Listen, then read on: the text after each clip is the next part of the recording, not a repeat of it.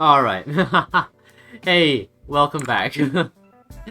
Okay, if anyone's new here, if anyone's new here, this is a redo. This is a redo of the last stream. Which the last stream didn't last too long. So yeah, this is so yeah, I'm gonna treat this like a brand new stream. Let's just pretend that the last stream didn't happen. Let's just pretend the last stream didn't happen because the last stream was having some serious issues. So yeah, we are back.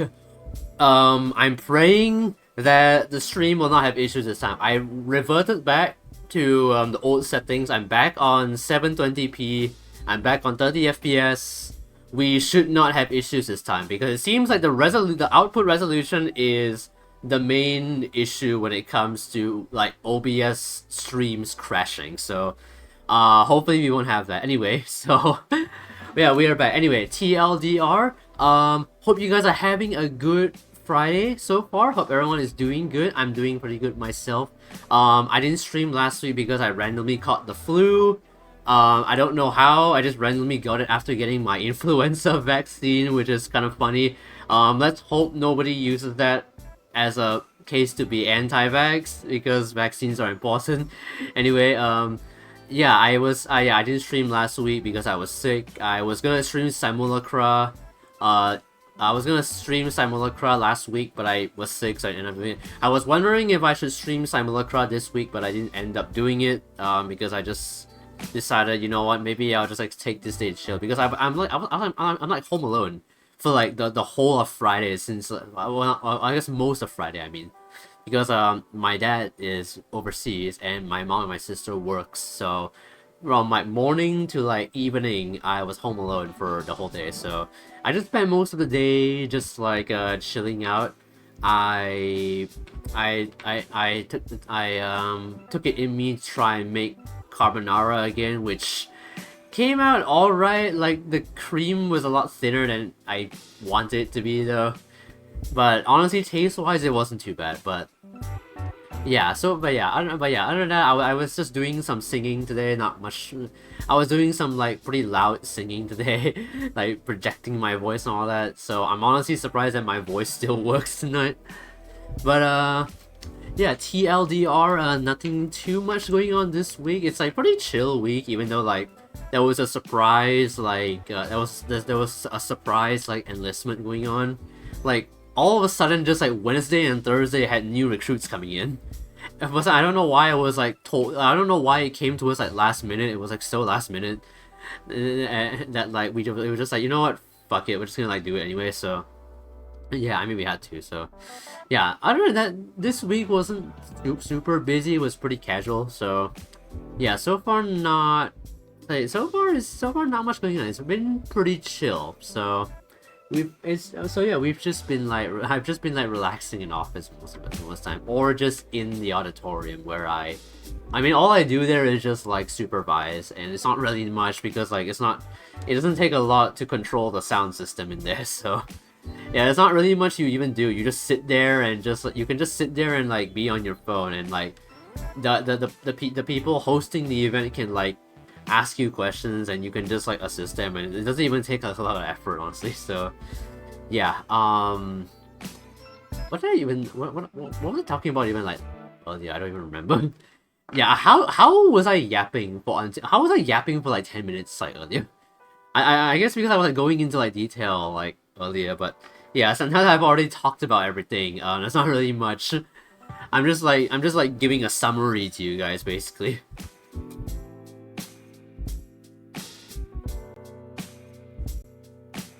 Also, I probably should have cleared chat before I started the second one because now there's like two instances.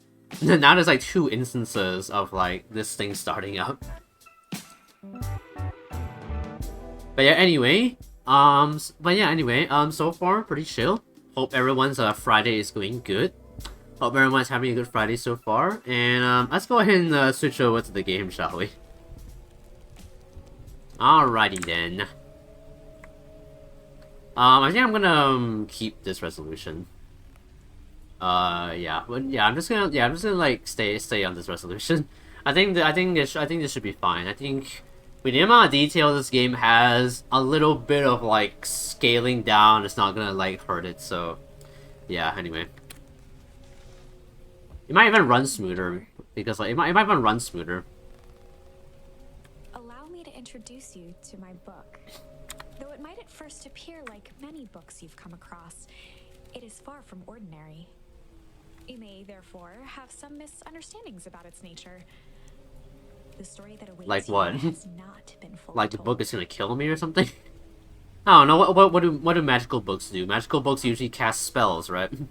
In fact, its conclusion is not yet known, even to myself. My Friday feels very Fantasia. Amazing. But yeah, hello gamer, how you doing today? Hope you're doing good. Yeah, welcome to the stream. Hope you're doing good. How's your Friday been? Also, this is supposed to be like this is supposed to be like this is kind of like the second stream tonight because I reverted my OBS settings back to like high quality, but the stream started like lagging and like borderline crashing. So I had to end that stream and start a whole new one. So I'm basically just starting this game all over again. But I didn't even like get too far in it. Like I was like still at the beginning, so it's not like I'm like replaying too much anyway. So yeah. Hey gamer, hello. How are you today? How is your Friday? How's your November going? So far? I can't believe like we're on like the second last month of the year already. Like next month is already gonna be December. Like this year like flew by like quite quick. I'm like I'll be done with I'll be done with like NS soon. Because like I finish in May of next year. I have 6 months left. I have like half a year left basically. So yeah, man, it's coming. I still haven't like applied to any schools yet. I should probably start doing that. Going good? That's good to hear. But yeah, we are playing a new game called PINES today. It's kind of like a point and click adventure game kind of feel. You'll see it. It is in that way that my book is special. It is in that way that you are special. Without you, there is no story.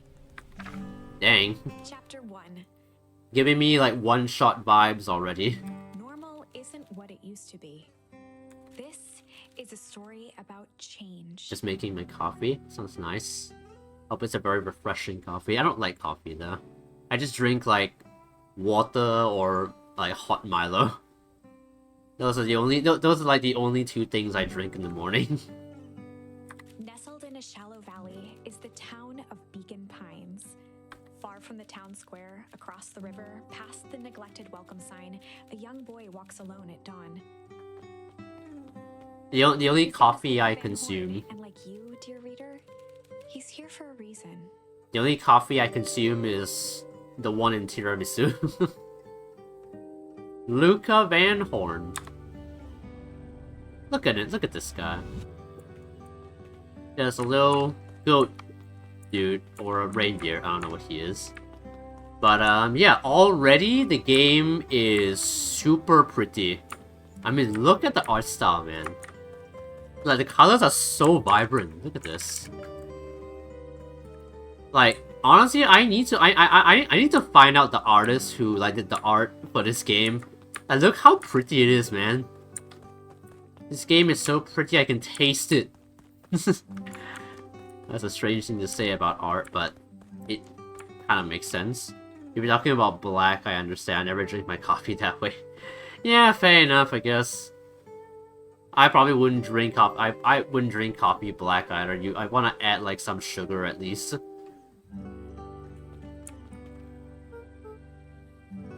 Hey, Dad. Oh my God, man, Luca is rendered like beautifully. Holy shit. These are probably like the best rendered like character sprites I've seen in any game. I'm not gonna lie. Hey, Dad. How are things going? Today's the first day of summer vacation. I start middle school next year, I guess.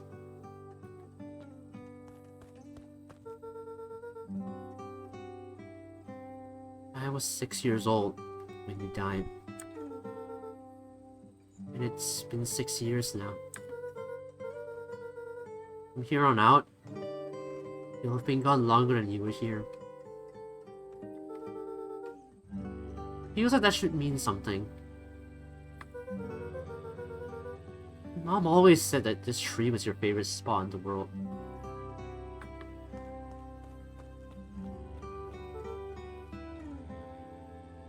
Me too. Hey, Luca. I knew I'd find you here. Rollo was Luca's closest friend. Hey, Rollo.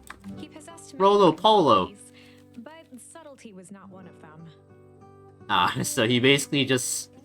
So he basically has no filter. He just says whatever he wants. Well, after I banged on your door till your gran answered, and after I checked the pond, and climbed up to the treehouse, then I knew I'd find you here. Rollo finally noticed the tears welling in his friend's eyes, and the flowers on the grave.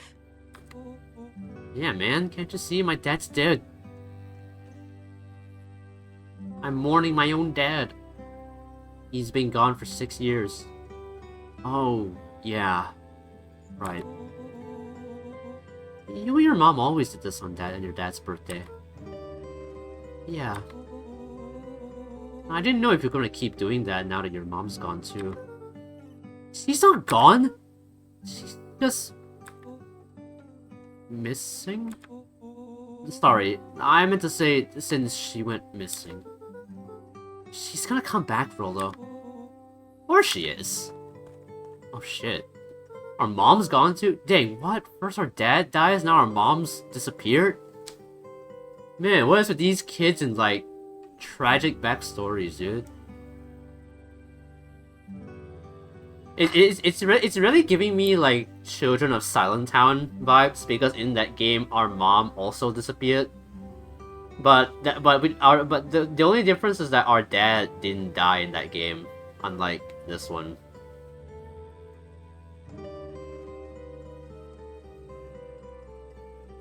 Okay, Dad. See you next time. Just dropped my nail clipper. I was like trying to clip like a hangnail. I think I'm ready to get out of here. Sure. Lead the way. Cool. Nice. Man, I really love like how this game like shows like the environments. It's like every environment has like its own like section. It's kind of like a I don't know how you say it, but it's kind of like one of those like sculptures that shows just like a small section of Earth. It's like one of those things. I really like how this game like shows that. It's really cool. What is this? Wonderful! I had a good feeling about you from the moment you opened my book. Oh, I'm That so charm is special. a very special thing. Very special indeed. Keep hold of it for now. Its purpose will reveal itself soon enough. Okay. We shall see what this is. Always have to see the anime Big 3 special. Wait, what? Wait, what do you mean? What do you mean by the Big 3 special? Man, poor Luca over here has like a pollen allergy or something. He can't stop sneezing every time he runs through the dandelions.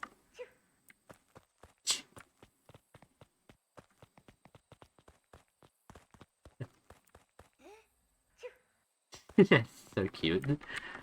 Oh my god, alright, let's get out of here. Oh yeah, I almost forgot. The whole reason I was looking for you. I was wondering if you'd ever get to that. I found the perfect way to start our summer! How's that? Rollo looked to the side suspiciously. What you planning there, Rolo? What's up with you and that bombastic side-eye? Not here. They might be watching. They? Who? Shh! So loud. We need to do this in a secure location. Mission control. Alright. I just have to tell Gran and then we can head out. What are you gonna tell her? I don't know. I'll think of something. If it's all the same to you, I'll meet you at the welcome sign. Your Gran still kind of wakes me out. I don't do well with new people.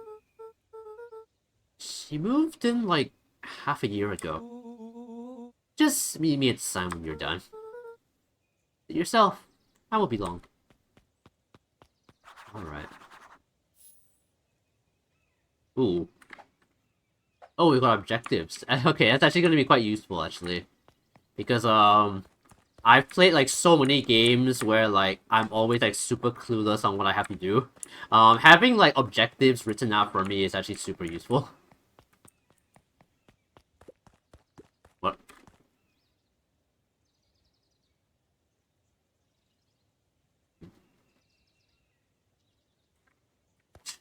Okay. I just became the thinker for a bit. I just had to lean back and just, absorb the beauty of my own house. Dear reader, forgive me for this interlude. Remember that charm you found in the dandelion patch? There are more of those special charms to discover throughout Beacon Pines. They've been known to reveal themselves to those who are willing. Some of them can be found in this very house. Ooh. A little game of hide and seek? Since Gran had moved in, the house was more peaceful, more orderly, and more covered in flowery fabric. Makes sense. Grannies love to sew fabric to flowers. Basically, losing both parents. Usually 2 out of the big 3 after the original have that. Oh.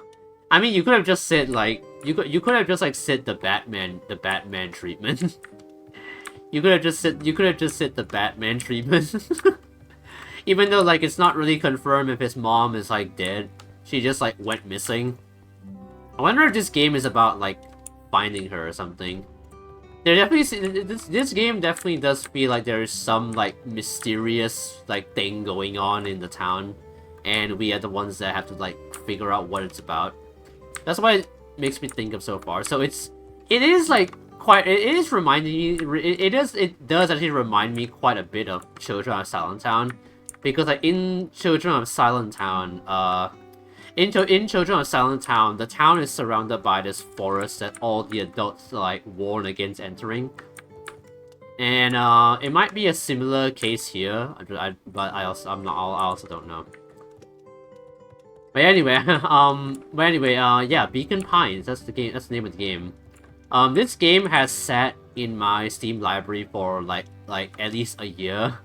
After it was gifted to me by a friend. I forgot who gifted it to me, but they gifted it to me one day, and I haven't played it until now.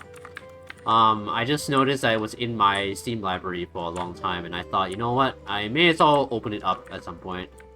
Honestly, there's like a ton of games in my Steam library that I haven't even like touched. Like it's like a handful of like RPG Maker games that I haven't opened yet that I want to get to soon. So yeah, I hope you guys are excited about that. Oh yeah, I'd be forgetting about Batman, but I guess to be fair, that's the backstory for most superheroes. Yeah, that seems to be a very common trope to just have like the parents of superheroes just die. I'm not sure why. I guess maybe to like establish some form of like early independence or something. I don't know. One of his father's old stethoscopes.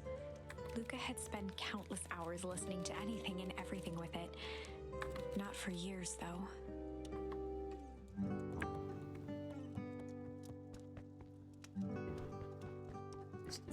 Yeah, his dad passed away. But he was only 6 as well. That's like quite young as well. He's basically grown up for most of his life without a father.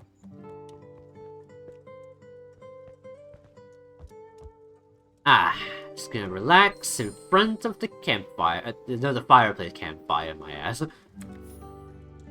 Ponder, yo, I've got the thinker. Let's go.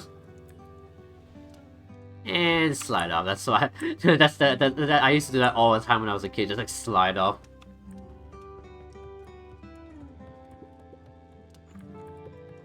Just some dusty knickknacks. Okay. Cool. What else we got? You have anything else? Maybe the fireplace or something. Can I run in this game? No, you're mostly walking. Unless I... No, you can't run in this game. You can only walk. Gran had already lit the fire. She kept a warm house, as if by grandmotherly obligation. Gran knows best? Warm up the house. It's like autumn right now, it looks like. Where is Gran, though? She's like... Maybe she's upstairs or something. I want to explore my own house first, because apparently I don't remember what my own house looks like. An array of prepared meals crowded the refrigerator, each labeled with the day of the week. Cool. We having leftovers for dinner, Gran? We have like leftover turkey or something from Thanksgiving. I don't know. A pair of dull scissors, a broken can opener, a mostly empty bottle of glue, and some loose string. Why is there a bottle of glue? Why is there a bottle of glue in the kitchen? That's really random.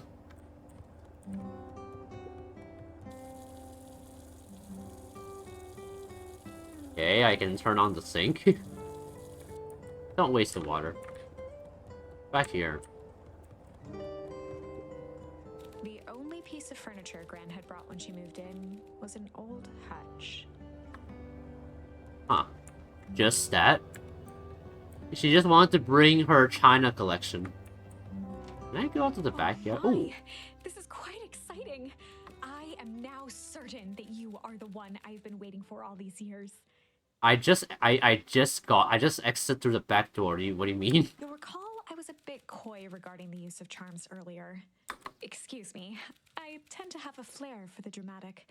You are about to encounter your first turning point. Oh? There are certain times in this tale when everything hinges on a single word. Step forth, dear reader. I don't know what that means. I'm assuming she means that our choices matter in this game, which, sure, I'm down. A sturdy old wheelbarrow. I'm down for choice making, I guess. On the other hand, I suppose there's no reason to rush things.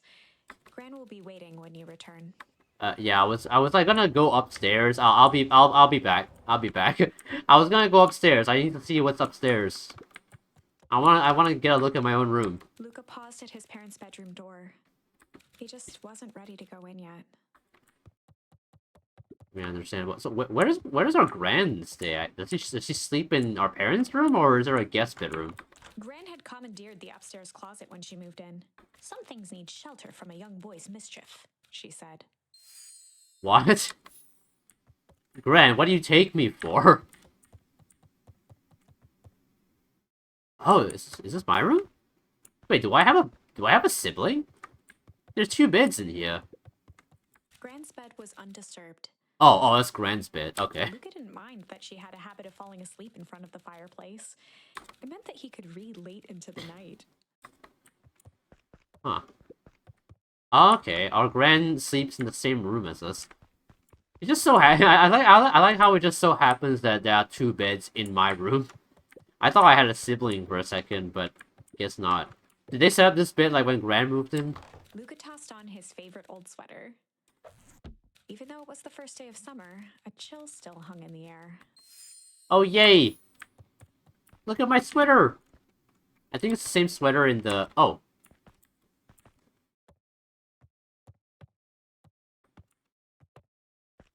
Okay, I did not know I could jump.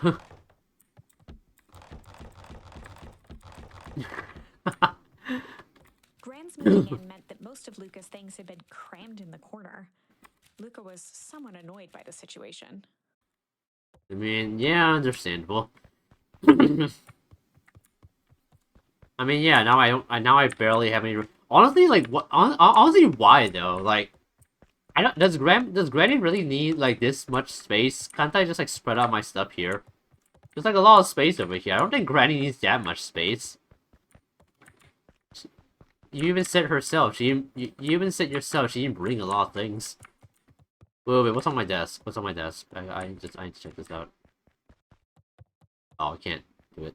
I don't know, I just want to see that with, like, my homework or something. Because, you know, they do give a lot of homework during summer vacation for some reason. Also, I forgot to close the fridge. That's a bad habit. A beginner's guide to gardening laid open on the bench. Ooh. Oh, look at Gran. Look at her hair. Oh my god. Gran has amazing hair for her age. Oh my gosh. Hey, Gran. I'm gonna go hang with Rolo for the day. See you later. Hold up now. Where are you and Rolo headed exactly? Oh, nowhere special. The less Gran knew, the better for everyone involved. True, I guess. We were just gonna go censored for the day. Actually, that sounds really bad. Oh, I see. Ah, okay. So that's what you meant by I have a place in the story.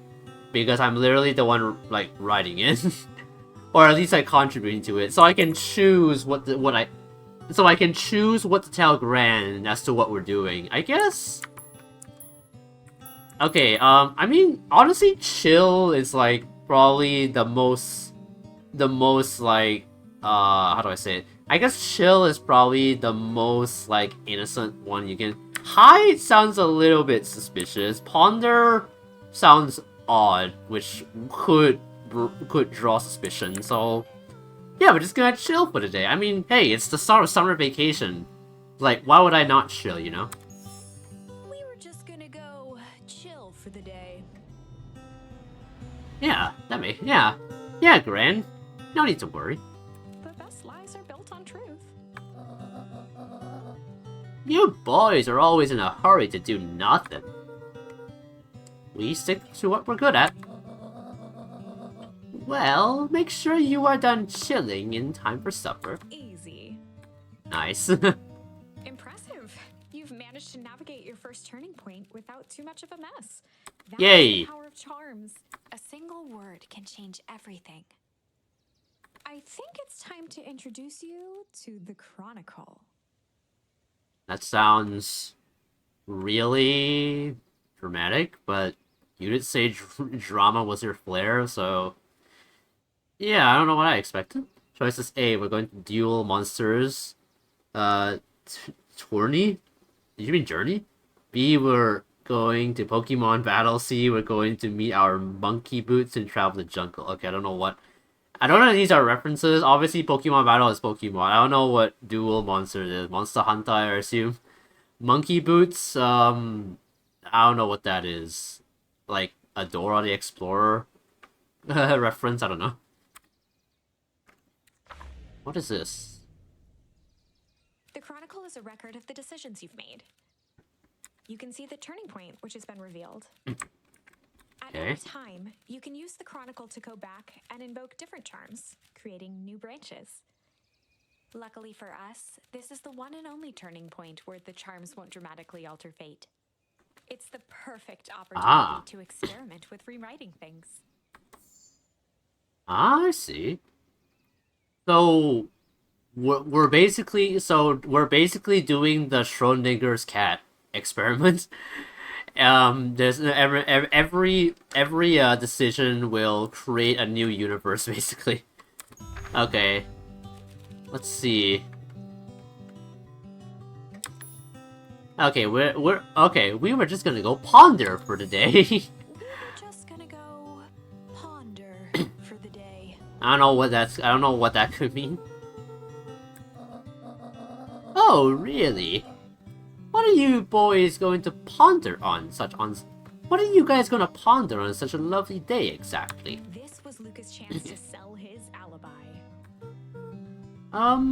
You know, big stuff, small stuff, medium, mostly medium pondering. Nailed it. Well, make sure you don't overburden yourself with a preponderance of pondering. Preponderance of pondering, that's like a tongue twister. Huh? Oh, forget it. Off with you now. Okay, Gran.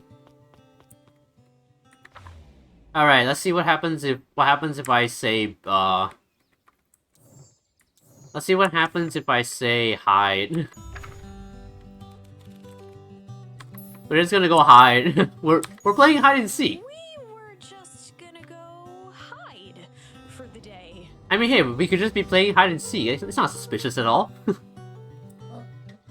Hide. Traditionally, when one is trying to hide something, they avoid literally using the word hide. Yeah, I guess Rolo bet some other kids that we could beat them at hide and seek. Aren't you a little old for that? Bro, we're 12. Gran, we're 12. What do you mean I'm too old for hide and seek? We're 12. It's not like there's much else to do around here. Well, make sure you boys are done playing your little game in time for supper. All's well that ends well. Yeah. I mean, I don't know what Gran means by we're too old to be playing hide and seek. What do you mean? Young Luca would spend hours hiding in the bushes, waiting for a chance to jump out and startle his mother. She always enjoyed humoring him by feigning terror. Sounds adorable. Oh, and Luca. You and Rolo stay out of trouble. I know. Get into trouble with Rolo. Yeah, you know what? Screw that, Grandma. I'm just gonna go get in trouble right now. It's more fun when you get in trouble, you know? Yeah, who wants to follow rules? Who wants to stay safe? It's much more fun to borderline get into risky situations.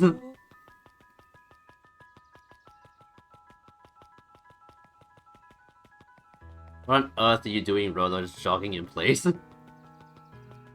I always forget you've never seen Dora the Explorer or Yu-Gi-Oh! Oh, it's you. It's Yu-Gi-Oh! Okay. I mean, hey, I got the Dora the Explorer right, at least. But yeah, I have never seen Yu-Gi-Oh! But yeah, I got the Dora the Explorer one right. Come on! Woo! What the fuck? Dang it, Rolo. He is off already. Where are we even going to? You know the drill. Don't let anyone discover our secret path. What? Oh, I see. Chapter 2. We're going in the woods. Welcome to Beacon Pines. For many years, this valley had been a small mining outpost. It wasn't until Sharper Valentine built his fertilizer company that Beacon Pines was established. Over the next 30 years, the town had grown and prospered until the foul harvest and his sudden death. That sounds In the 60s, real ominous. everyone was simply trying to get by. What the hell is the foul harvest? Like what a a decline in a decline in GDP or something? I don't know. Who died? Who died? What are you people doing? Sorry, Mr. Van Horn. Can't talk right now. Can't talk now. Very busy with preparations. Mayor Augustus Valentine was not busy. Of course he isn't. When are politicians ever busy? Oh, sorry, Gus. How many times do I... It's Mayor... Ugh. Flustered, Gus instinctively loosened his tie. Okay. I must briefly attend to a concerned citizen. Okay. You're literally back here. Huh? It's nothing, keep at it. Well, are we going for a night in the woods? I don't know, maybe. I don't know, maybe we might be spending the night in the woods after all, who knows. Hopefully we won't come across a cult or something, like we did in that game. It's funny as well because this game is also full of anthropomorphic animals. Just like Night in the Woods. No, this game is like much more like graphically detailed.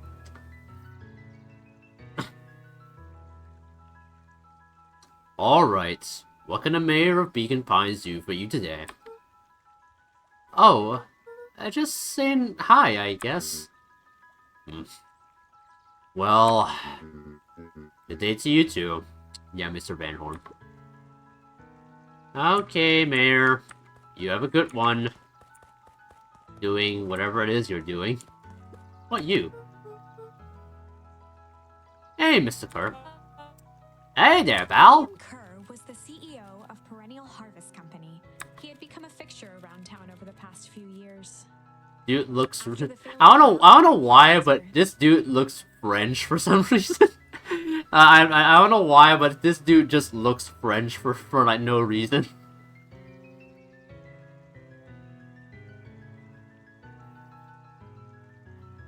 The town was hungry to welcome a new source of employment. Excited for the big festival? Oh, sure. Come on now. When I was your age, there was nothing more exciting than a town festival. The food, the music, the dancing... Sounds pretty alright. You gosh damn right it is! I'm looking forward to letting off some steam myself. Make sure to invite all your little friends. I couldn't keep Rolo away even if I tried. Excellent! Sorry, Luca. I've got to get back to the proverbial grindstone.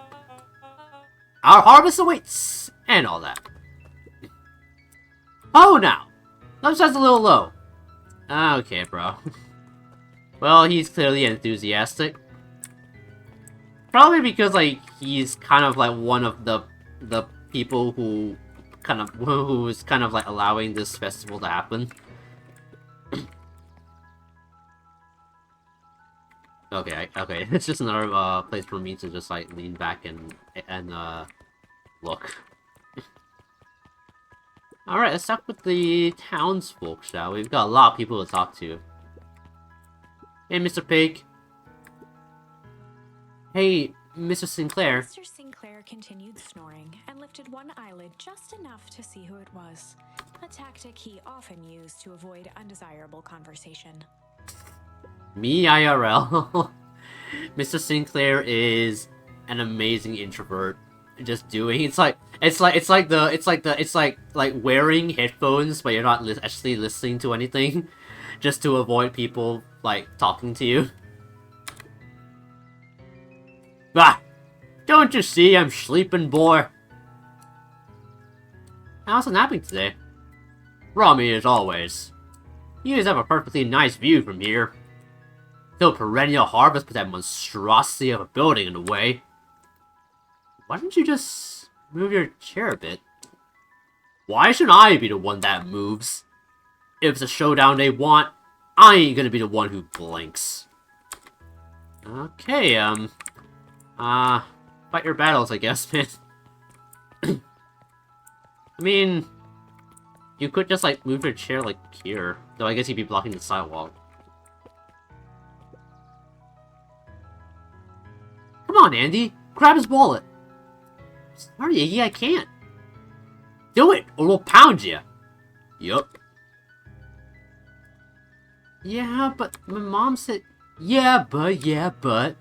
If I had a nickel for every yeah, but, I'd be the freaking king of nickels. Ain't that right, Tish? Yep. Yeah. I don't know why I gave Tish like a really deep voice just now. I just saw that she was a rhino and was like, oh, okay, I'm just gonna go with a deep voice. I don't know. Mr. Van Horn, do you have a moment? It's just Luca. Golly, I'm sorry. It's my first week at Perennial He Harvest. pulled a pen from the pocket of his sweater vest and began to frantically jot something down on a clipboard. What's his name? Wonderful. It won't happen again. If we are going to be on a first-name basis, then you can call me Pete. Oh, nice to meet you, Pete. Sorry, what are you writing? Oh, just documenting. Gosh, it's exciting to be part of something so darn special. You know, it's not just about new fountains and phone booths. We're gonna change the world! And it all starts here, in Beacon Pines. Isn't that amazing? Uh-huh. Anyway, I better get... Oh, that reminds me. We'd love to hear your thoughts. My thoughts? You bet. If we're gonna change this town, we need to get every detail right. That sounds intense. Changing the world is intense. So, what do you say? Could you answer a few questions? Well, I guess if it's quick. Wonderful. Open to answering a few quick questions. One down. See? It's not that hard. It's not that hard, is it? Oh, okay. We're going already. Question 2. What is something you love about Beacon Pines? I've never really thought about it before. Why did you write that down? That was not my final answer, bro. It's the only place I've lived. See? That wasn't so painful. Pete stopped scribbling and glanced up from the clipboard. Was it? I guess not. Huzzah! Our first 3 questions answered in record time. Are you literally writing everything? Are you literally writing down everything? Thank you so much for your time.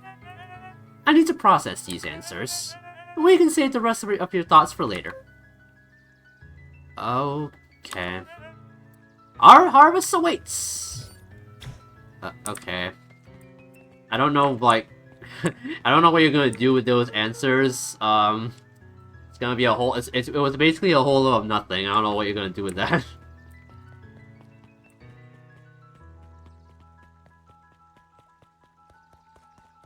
What is it? What are you doing? Can I talk to this guy? Nope, he's too busy. Old Pickler's Pond. What happens if I go here? Oh, that's where I came. Okay. Hey, who are you?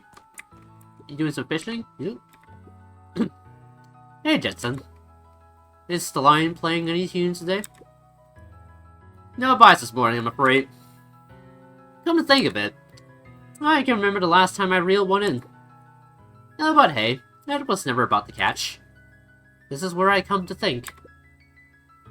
Yeah, that's what my dad used to do here. And that reminds me, if you ever want this chair back, I've taken to standing recently. Keeps me from falling asleep at the reel. If you don't mind, I think it should stay. Not all. Yeah. I don't know why I'm like expelling a lot of gas from my mouth so much. An empty chair makes for a great listener. Okay. Whenever Luca saw his dad's chair by the pond, it reminded him of the days they'd pack up a couple of sandwiches and fish until sundown. That's really sweet. Ooh, flashback. Look at my wobbly fishing rod, look at that. Dad! Oh my god! Go pick your bait from the tackle box, Buckaroo. Okay. Okay, Daddy. Luca opened the tackle box and picked the perfect bait. Tickle? Or junk? Wait, tickle? Wait, what? Wait, how is tickle bait? Luca tied a shoestring to the hook. What fish could resist a nice shoestring? I know, right? Those things are tasty. Give it a good cast now. Wait, how do I do that? Oh. Wee! Come on, fishy. You know you want... Oh, you know you want the shoestring. Oh. Easy there, Buckaroo. You don't know your own strength. Well, sorry, Dad. Okay, oh, I'd redo it. Okay. Luca tied a shoe. What fish could... Yeah, I had a shoestring. Alright. Okay, so I can't, I shouldn't, like, pull too hard.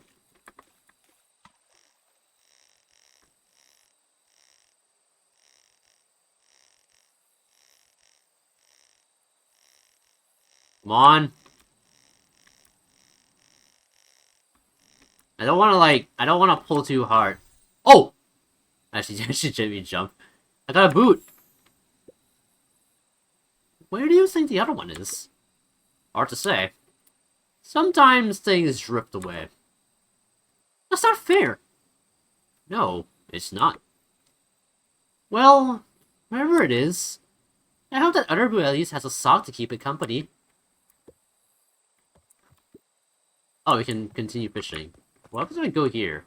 This is where we're supposed to go, like, later, right? Oh. Nope, we're supposed to be fishing with Dad today. Luca gently baited a feather onto the hook. Good for skimming the surface. Ooh. Interesting choice of bait. I don't know why we didn't bring, like, any worms or anything.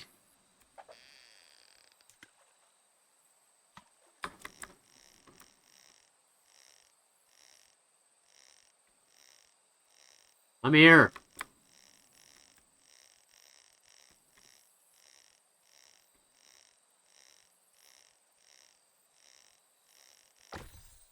Rubber ducky. Okay. Well, I'll be switched. It's your old rubber ducky. You were just a little drooling ball of fur when you lost that. Right for days. I told you it turned up. Thanks, Dad. Alright, let's just keep... Tied a shoestring. What fish could... Alright. How much more do I have? How much do I have to fish? I guess we don't have to fish until, we get something, significant to the story, I guess. We're about to fish up something weird, at some point. I don't know.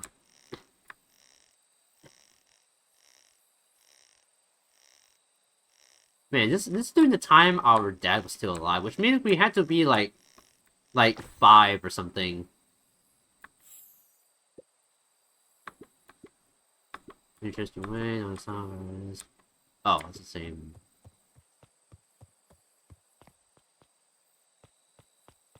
Okay. Oh, that was the flashback. I had to be like at least like 5 years. I had to be like at least like. I was probably like 5 years old because like, huh. I had to be like 4 or 5 years old when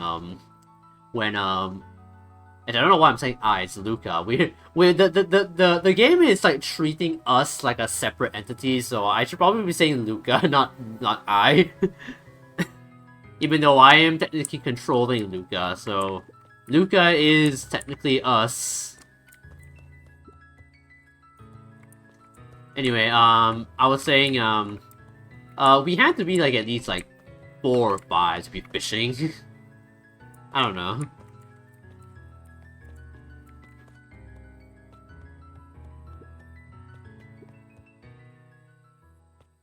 Oh, that's how you enter the flashback. Okay, okay. We need to do that. Mission control. Authorized personnel only. It has a scary monster face on it. I guess that's our symbol for our hideout. Man, look at that, though. Honestly, that's a really cool treehouse. Man, I remember growing up and always wanting a treehouse. But, I was never really in, like, the right environment for it. Because, like, when I was still living in Malaysia, our backyard was too small. And, we didn't even have, like, a tree back there. And over here in Singapore, we don't even have a backyard because we live in a condominium. So, yeah, we can't really have a tree house.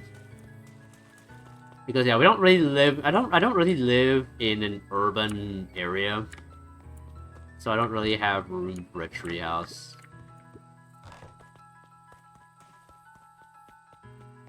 A tree house would have been dope, though. I mean, just look at that. The boys had a good thing going. As long as they kept old Jeff happy, they had an endless source of precious materials to add to the treehouse. Who's old Jeff? That just some random guy that just like gives us random stuff to build with.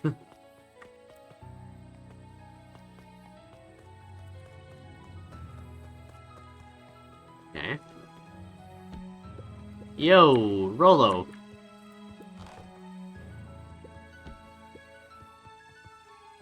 Wee. Man, it's actually quite a cool like treehouse. We've got beanbags. We've got a hammock. We've got everything. It's like a child. It's like an adventure. It's like a child's dream. This would be my dream, honestly. Some nights, when the clouds were just right, the boys could tune into strange patterns of static. Rolo thinks it's aliens. He always thinks it's aliens. Man, Rolo is so me. After Luca's father had passed, Rolo became obsessed with them building their own Hank atomic star scraper. It was some time before Luca realized it was Rolo's way of keeping him occupied. Oh. And... Hey, Rolo. Okay. What's this top secret plan to start our summer? So, you know the abandoned warehouse by my place? The old Valentine building? Yeah. Well, it isn't abandoned. What makes you think that? Get this. Last night, it was glowing. Glowing? Are you sure? Kinda. That place has been empty since the fowl harvest? Yeah. Who would even want to poke around that place? We would, Rolo. We would. Wait. It's just a bus little warehouse. I just meant we could do some research at the library. You actually want to go to the warehouse? What do you expect to find? Answers. My mom's out there somewhere. It seems like everyone wants to pretend like she's gone for good. You don't have to come, Rolo. You don't want to.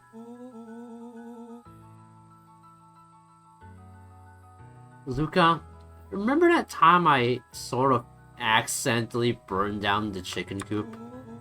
And you jumped in and said it was your fault before my paw throttled me?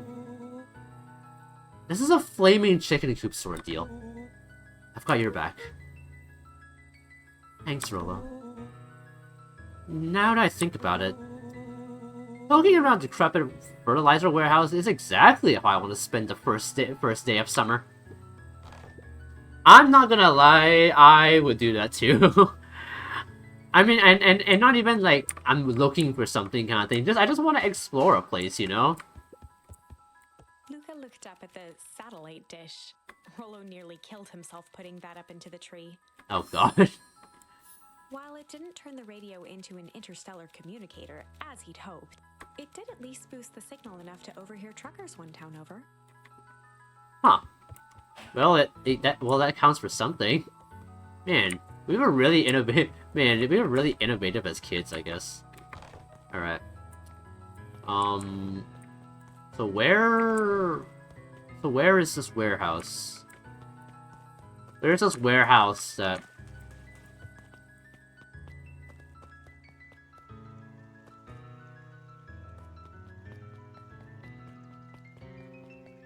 I have no idea where we're going. I'm just catching my breath a bit. Go on, I'll catch up. Dude, how far did you run? You didn't have to run. Ooh, look at this town. Yeah, there's all sorts of people here. Last Chance Diner. What are you doing, ma'am? Hey, Mrs. Nelson. Morning, Luca. Any big plans for the summer? Not really. Heard anything about the old fertilizer warehouse?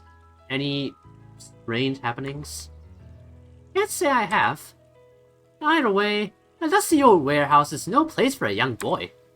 You be safe now. Oh, I will. I will be safe. By, just looking over my shoulder when I'm in the warehouse. Who are you? Miss Hatch could often be found near the fountain, too absorbed in a book to be distracted. Mrs. Hatch. The two wander down the wooden path, unaware of the danger ahead. Oh! Oh, this is getting good! Okay. Thought you noticed me for a second. Nope, you just noticed a twist in the book. Also, I can't help but feel like that book is like foreshadowing. Like, it's describing what me and Rolo are gonna get into.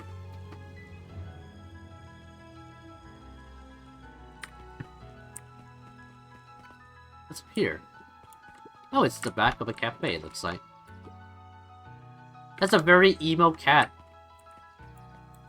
Can't talk with you guys. Oh, I can, okay. Hey, Zariel. Hiya, Luca. Could you please tell this lazy butt to help out in the cafe? Zariel would like you to... Luca, let me give you a little gem of advice. If you never do what you don't love, then you'll never work a day in your life. I guess so. It's kind of like work will become play when you do what you love, I guess. Wow. You're really setting the kid up for success. Sounds sarcastic as fuck. Piper? Yeah, hey, Luca, what's up? You know it's summer break, right? Of course. And it's like the morning? Correct. And you're studying? Like they say, the early bird gets the proper education required for a successful and fulfilling career later in life.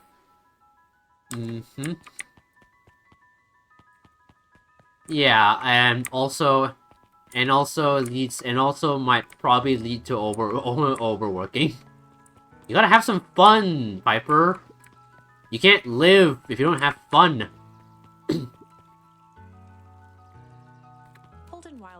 Emo cat wondering if her name is May. Oh my god, how do we keep like drawing parallels to to What in the Woods? Well, I don't know if May was really an emo cat though.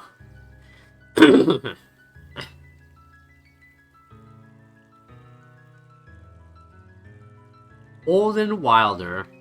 The Beacon. The Beacon.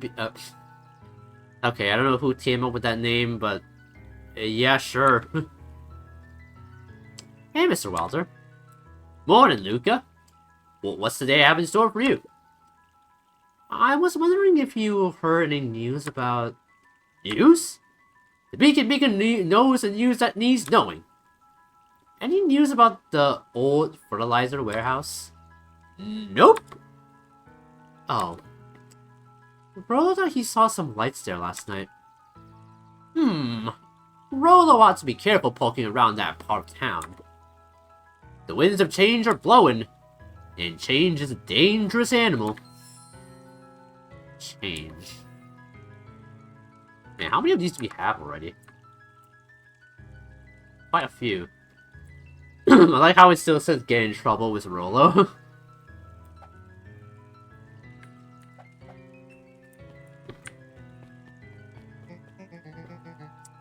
Luca! Just the fella I was looking for. Oh, Roxy. Hey, Roxy. What's up? Oh, right. Rendezvous with Roxy. This is an important turning point. Oh, The first time, your charms will change the course of fate. Oh, no. And currently, we only have one suitable charm at our disposal. Hmm. No fear, we can always return later using the Chronicle once we find more charms. Okay. Just rambling. Where were we? Have you seen my blockhead brother today? He skipped out before breakfast. Oh, Rolo. Oh, is Rolo your brother? Okay, it's supposed to be his sister. Well, not really, no. Can't say I have. Can't say, or won't say. Roxy, would I lie to you? Oh, hey. Luca, wait up, I almost forgot to tell you. Roxy might be looking around here. Bad time, buddy. This is one of her favorite places to stand around and be useless. Rolo. So we need to make sure she doesn't spot us. Rolo. She's like right there. Why are you doing that turning thing with your body? What? You're not scared? What? You're not scared, are you? She's harmless. And a chump.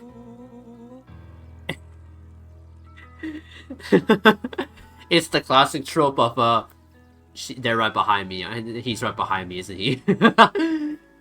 Reminds me of this character that used to add into the saying. They say early bird catches the worm, but be careful not to be the worm who was caught because it was early. Wait, what character was that? I don't know what character that is.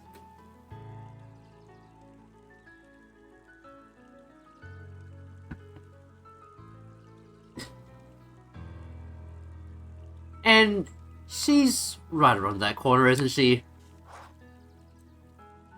Well, we got into trouble with Rolo. Don't mind me. Just over here lurking uselessly.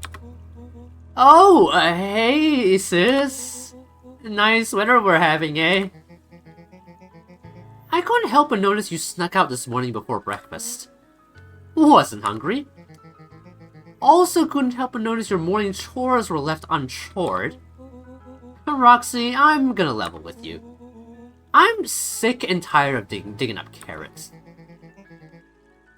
We all gotta pick up the slack since foul harvest. Almost every carrot I dig up is rotten. And the rest look like they were hit with Hank Atomic's shrink array. All the more reason to keep digging. There's gotta be more to life than puny carrots. Look, Roxy, Luca and I have places to be, so if you don't mind... Oh, I do mind. I'm not gonna catch hell again because of you. So either you march yourself home and harvest those carrots, or I'll haul you home myself. Great.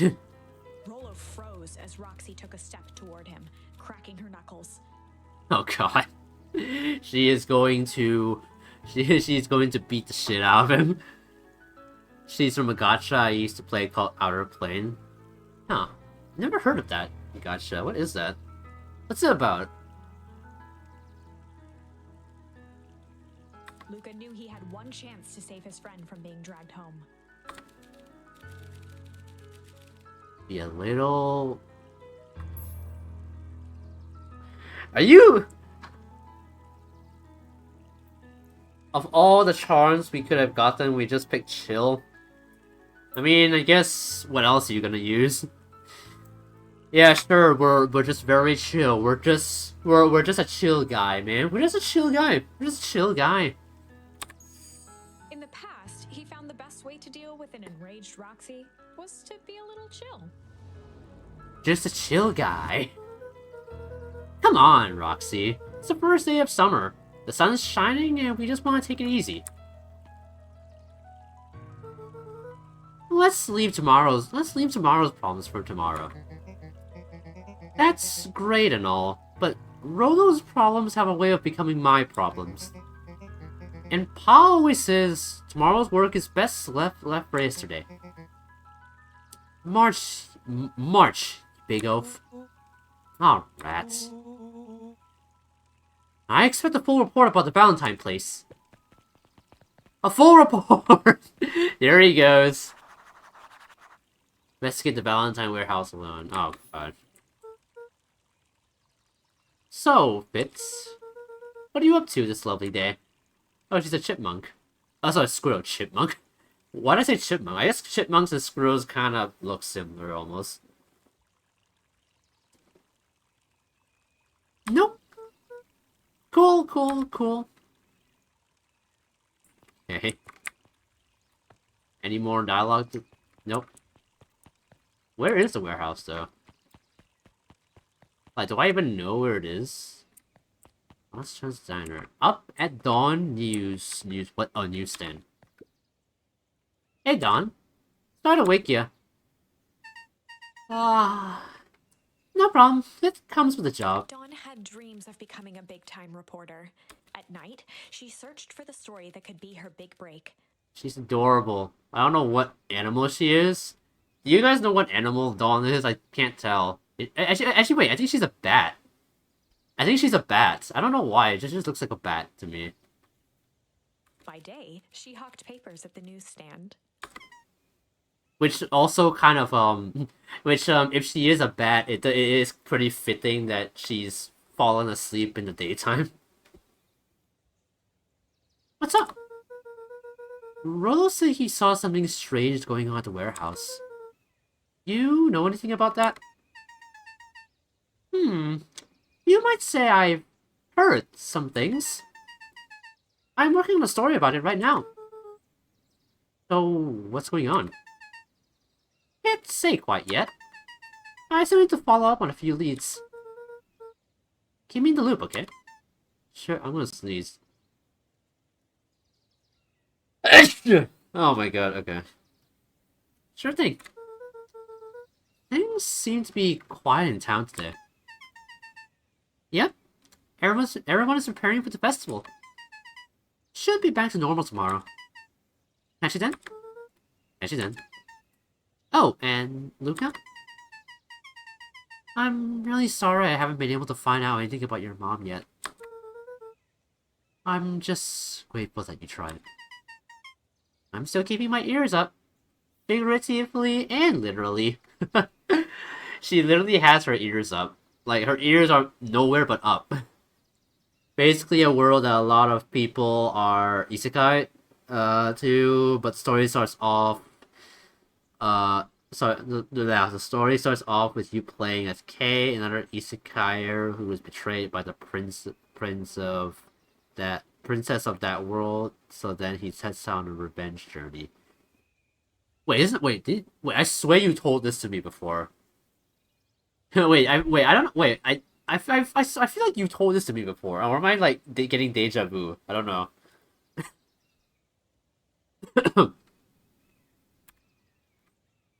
And back to sleep she goes. Can I sit down here? Nope.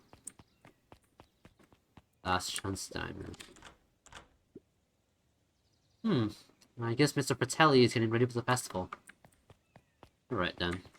I still need to know where the warehouse actually is. I was not given a map at all. Maybe it's this way. Well, that certainly looks like it. Hey, Solomon. Apologies, no time for chit-chat. Well, bye. Okay. Is this it? Jeff's hardware closed down about a year ago. Oh, no, that's not it. I mean, that does not look like a warehouse, so... Yeah, I don't think that's it. The effects of the foul harvest stretched wide. When there are no crops in the field, tractors don't need fixing. Damn. Huh. Well, I guess the foul harvest was some kind of, like, famine? From what it sounds like? Probably. Oh. I guess that makes sense.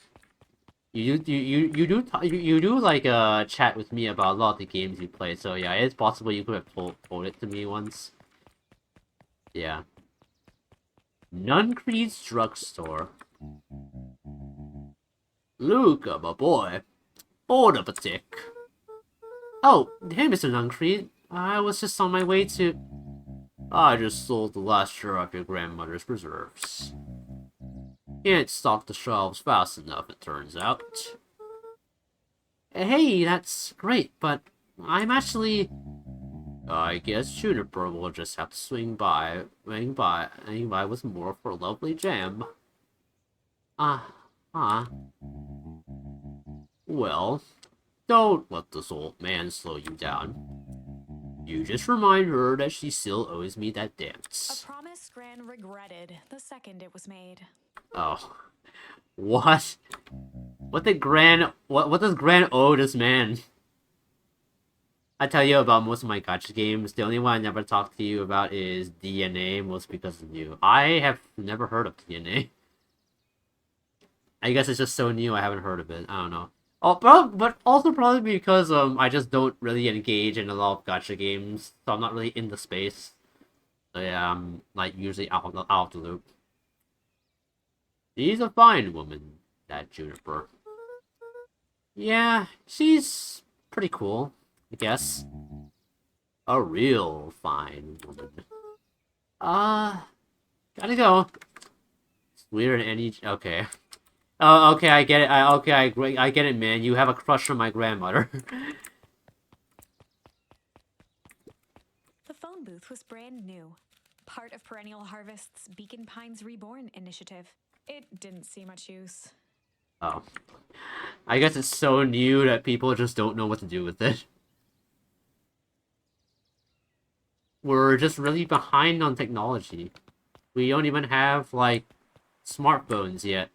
Actually, you know what? Before I go there, there was like one more path that I haven't gone to. Lupin knew that if he gave up now, he'd never hear the end of it from. Oh, okay. Well, I can't go back now. Okay, you know what? Okay, you know what? Just go. Go to that warehouse, my boy. Go and explore, Luca. Go on that adventure. Who are you? Oh, hey, Luca. Hey, Joey. How's the bug hunt going? Not great. Bugs have been shy this week. Bugs get shy? Oh, sure. Bugs aren't that different from people. Sometimes you just want to be left alone. If you're going into Weepwood, just be careful where you step. No bug crunching. Got it. Okay. What's this way, though? Wait, is that it? The Valentine Mansion loomed over every other building in town. Oh, that's the mansion. Both figuratively and literally. Dang. It looks like a fucking haunted mansion. It looks like fucking Huska Castle. The path led into a small hollow at the edge of Weepwood. Well, that looks ominous. Yeah, it looks real ominous. I don't like how it's like really dark in there. It's where the warehouse is, I guess. Okay. We're turning back now. Caution electrified fence. That sign new? The fence thrummed with a gentle electric buzz. Okay. So, what would Rolo do if he was here? Luca often asked himself what Rolo would do, so that he could rule out that option. Oh. So Rolo is just like an airhead, basically. Well, you learn by observing others, so yeah. Honestly, Rolo is the kind of guy who would eat a crayon. He's like Yui from K-On! But that one was a heck of a twist. The most memorable one in all the gachas I played. It turned out that the princess didn't betray Kay, but a transmigrator. What the fuck does that word even mean? One of the other forms of isekai. Basically, the reincarnated route where the isekai inherits the person of that world's body.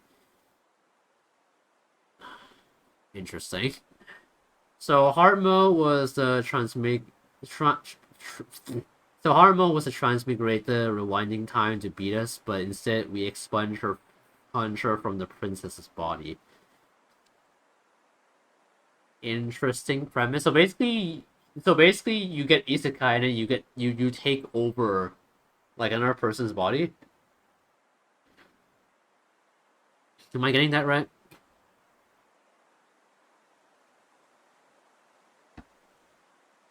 My breath still smells of dinner. My breath like still smells of dinner. Honestly, it was a good dinner. We had like I had like this like mentaiko chicken katsu with like rice soaked with egg and like sauce and stuff. It was really tasty. We don't get it often though because it's pretty pricey. I'm definitely not touching that thing.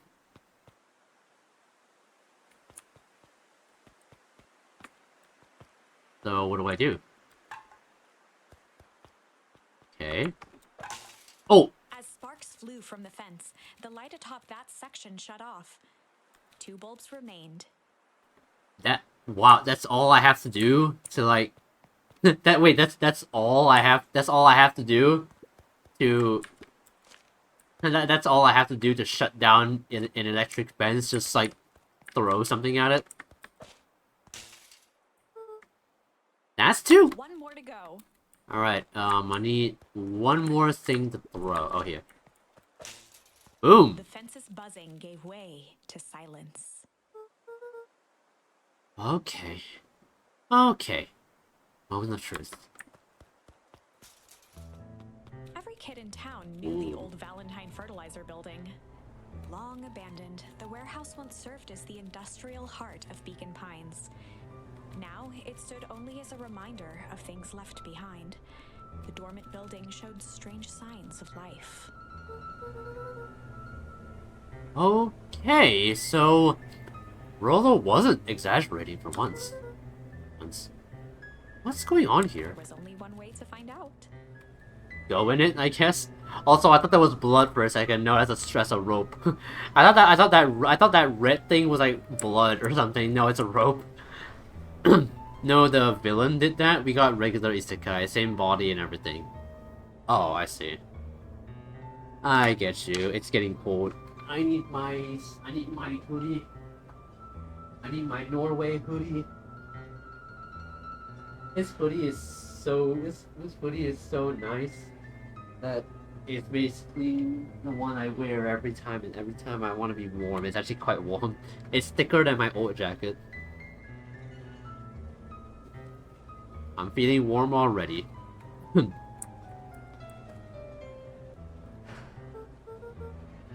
Wow. It smells awful. Too bad Rollo's not here. You have no problem poking around in there. That sprite was super adorable. Just him laughing for once, that was cute. But yeah, Rollo is just batshit crazy. The hose emitted a subtle sound. It was actively draining some kind of liquid.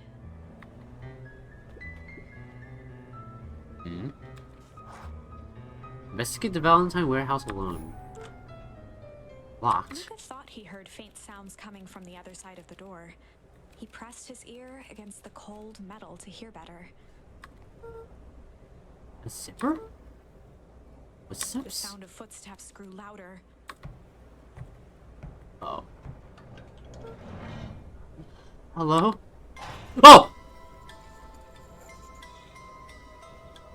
Oh! Who are you? Shit. Shit. What?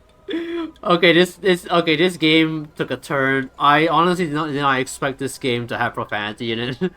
But that's cool. The heavy steel door knocked Luca to the ground. Disoriented, he looked up to see an imposing figure silhouetted in a green glow. It lunged toward him. He tried to scramble away, but felt a gloved hand latch onto his ankle. Luca watched his fingernails leave trails in the dirt as the hand slowly dragged him back through the door, into the lab, into the green light. No! Luca! Is a story about change? Oh god. What kind of change are we going through? This is not the change I wanted. This is a story about change. It was far from the sort of change Luca imagined for himself. But change is, after all, a dangerous animal. The end? I probably should have warned you about this. There are many paths that our story can take. Most will end in tragedy. But don't let that discourage you. We will find the ending that this story deserves. I just know it. Bro, what the From fuck? here on out, a charm will have a checkmark when it's been used to its full potential at a given turning point. Now, let's try something different. Okay. What? I just got kidnapped. What the hell was that? I just got fucking kidnapped. Oh my god. Oh,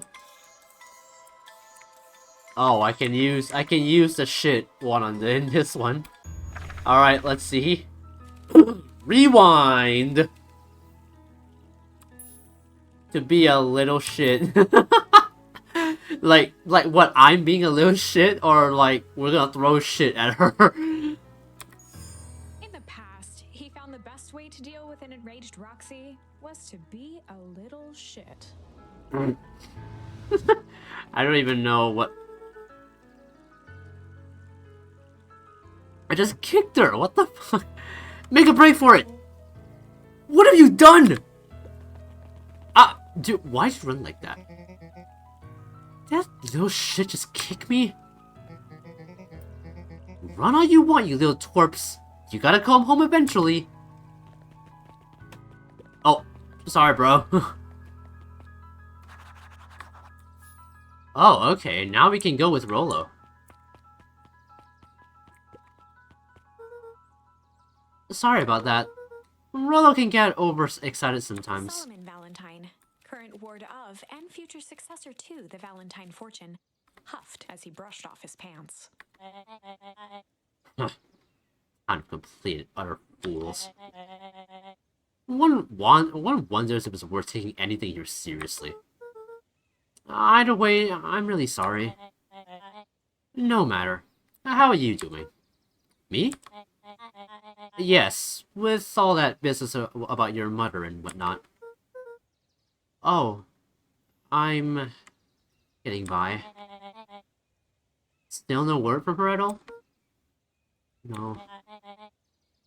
That is truly a shame. Shame.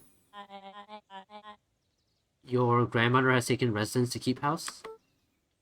Yeah. And how is that going? We mostly stay out of each other's way. You make it sound like she's rarely at home. Not like that. She just has a lot to do. She's still settling in and trying to figure out how to make ends meet. Indeed. Well, count your blessings. It's better to have a caretaker who's rarely around, in lieu of one who tries to compensate by smothering you with attention. That doesn't sound so bad. Trust me when I say, it's best to rely on yourself. Family has a way of creating more problems than they solve. Well, somebody clearly has experience. Solomon trifled a gesture toward the approaching heiress Valentine. Solomon! Speak of the devil. Do not wander off like that. I'm much too busy to be looking all over for you. Apologies, Harris. I was just taking a stroll through town. Strolls are for commoners. You're a Valentine now. I want you to be present for the construction of the History Museum. The future of this town relies on its ability to get to remember our family's great past. Of course.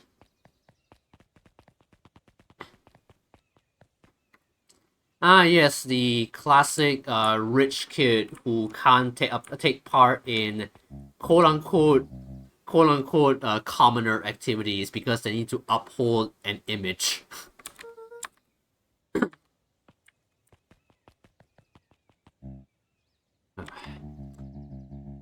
Always got too much of his father in him. Hey, that's a good thing, right? I win! Little help. What the hell did you do, bro? I am the champion! We were racing? That road get longer? Like anything ever changes around here. It seemed longer. You're just lightheaded from the run. You really need to pace yourself better next time. I'm not sure why I would take advice from second place. Has that sign always been there? Wait, what? Caution electrified fence. No, that's definitely new. Creepy. How are we gonna get around an electric fence? Don't worry, I've got this. No, don't. Why did you do that? Paul always says you can figure out what the plan was when you're done. Great. What now? Well, I did my part and established that touching the fence is bad. I'm sure you can handle it from here. I'll supervise. You just like zapped yourself, dude. You touched the taser from a safe distance. Fine. I'll do the job. Watch and learn, bro. Whoa, you're a genius. Nah, man, I'm just exercising common sense. I think that did it. I like how he acted as one of the the things that shut it off. He was one of the keys to short-circuiting the fence. Luca, you never fail to impress. Well, there he goes. As the glowing windows of the old warehouse came into view, Rollo began to bounce excitedly. Check it out! Dang, Rollo. You weren't exaggerating for once. Was there ever any doubt? This definitely needs investigating. Good thing 2 ace detectives are on the case. This is bizarre. This is awesome!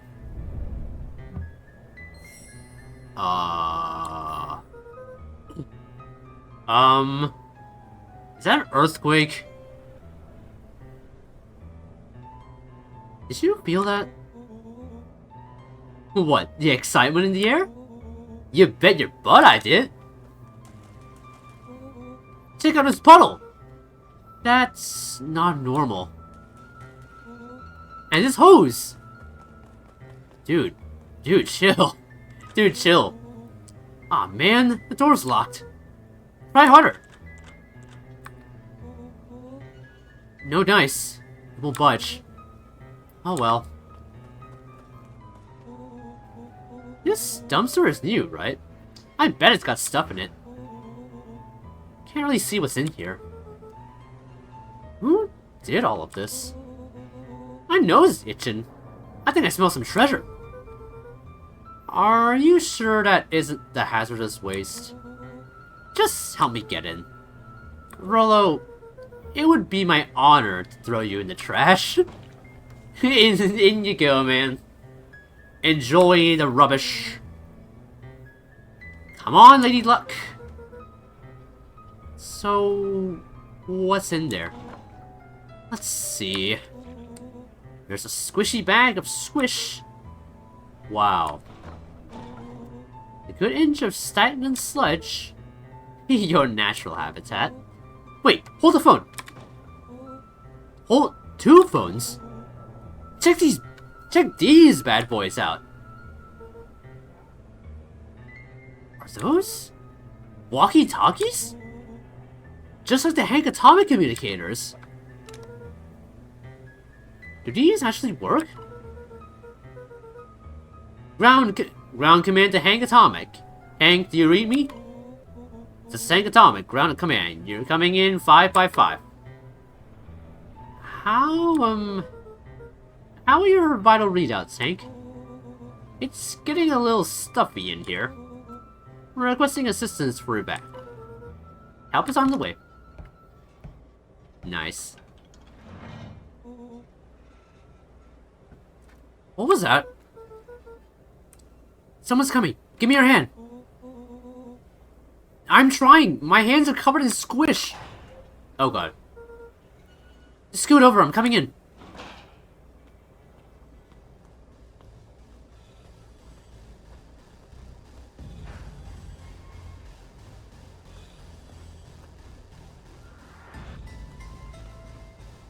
Oh my god. Tell me you saw that? Dude, I don't know what I saw. He's coming back! Get down! Is that a body?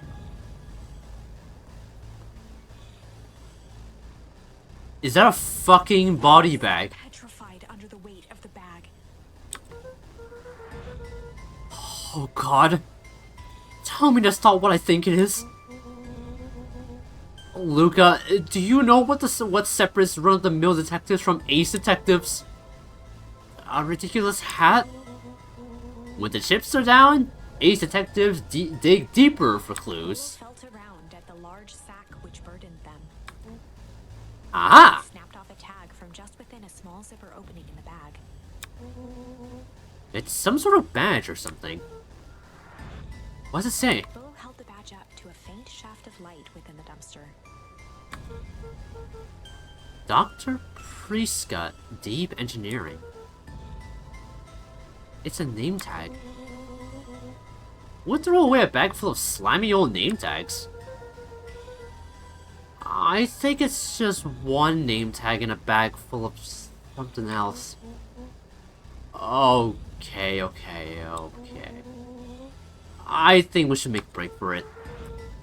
Stay calm. This is no time to panic. I'm not panicking! You're panicking! Rollo, calm down. You don't have to squeeze my hand so hard. Dude, I am not holding your hand.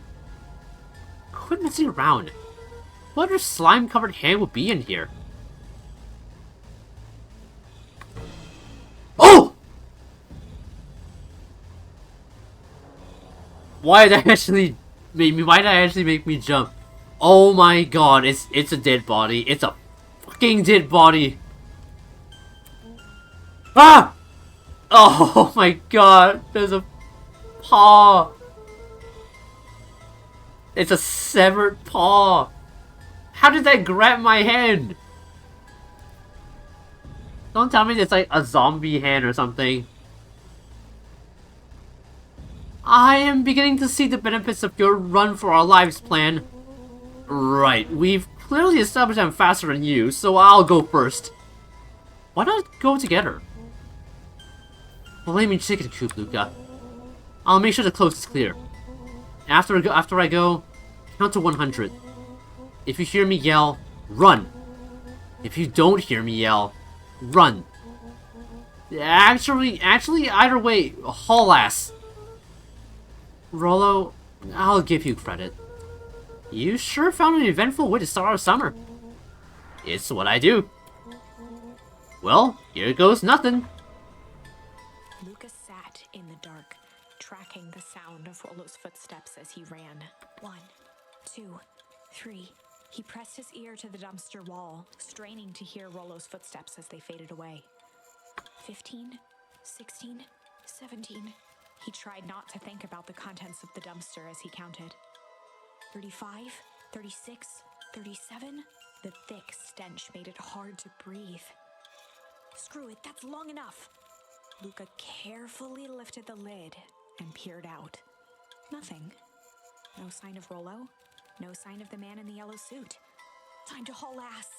Luca clambered from the dumpster, stumbling to his knees. He was up like a shot and running, sprinting toward home as fast as he could.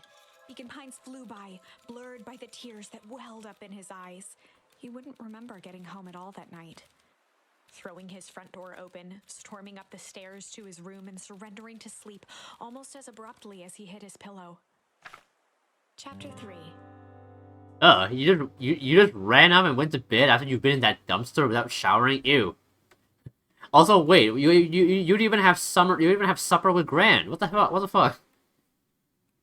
Finding a friend.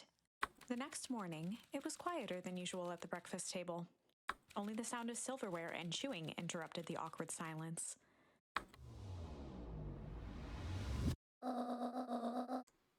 I finished jarring a mess of jam last night.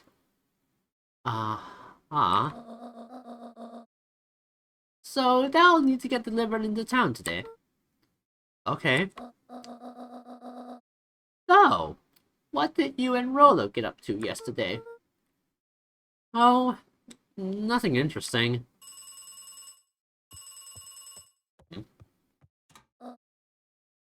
Hello? Gaster, is that you? Calm down. No, of course it was the right thing to do. Start gathering, folks. I'll be right there. Are you sure there isn't anything you want to tell me about yesterday? Anything I want to tell you? Not really. We just sort of ran around a bit. Gran's brow furrowed. She let out a long sigh. Her voice was quiet and even. I have to go take care of something. You are to stay in this house for the day. Under no circumstances are you to leave. What? If I am not back by dinner, there's stew in the icebox. But nothing. You are to stay here. Understand? Yeah. Say it. I'll stay here till you get back. Good.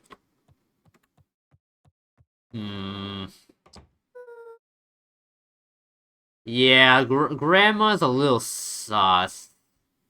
I have a feeling she has something to do with the warehouse. Yeah. Yeah. Grandma's looking a little sus right now. Well, that was strange. Can I at least go in the backyard? Okay, okay, well, at least I can go in the backyard. That's fun enough, I guess.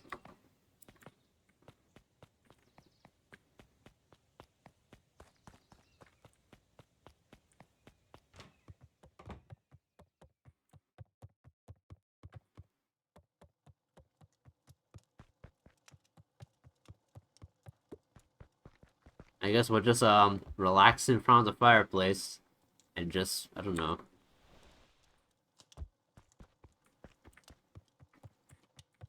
A faint electronic sound floated in the air. Is that coming from upstairs? What happened to our walkie-talkies? What happened to our walkie-talkies? Maybe... Wait, maybe Rolo is calling us. Hello? Is anyone there?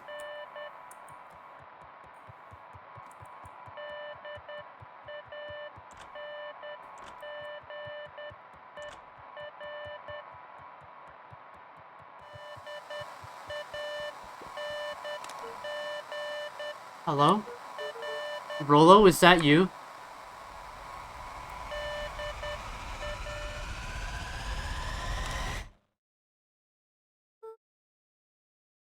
Over? Range. What was that? That sounded like a helicopter taking off. Luca glanced at the now silent walkie-talkie. He wasn't sure what to think. Did we ever find out what happened to Rolo? Luca glanced at the now. He wasn't sure. Yeah, I'm coming. Grandma, is that you?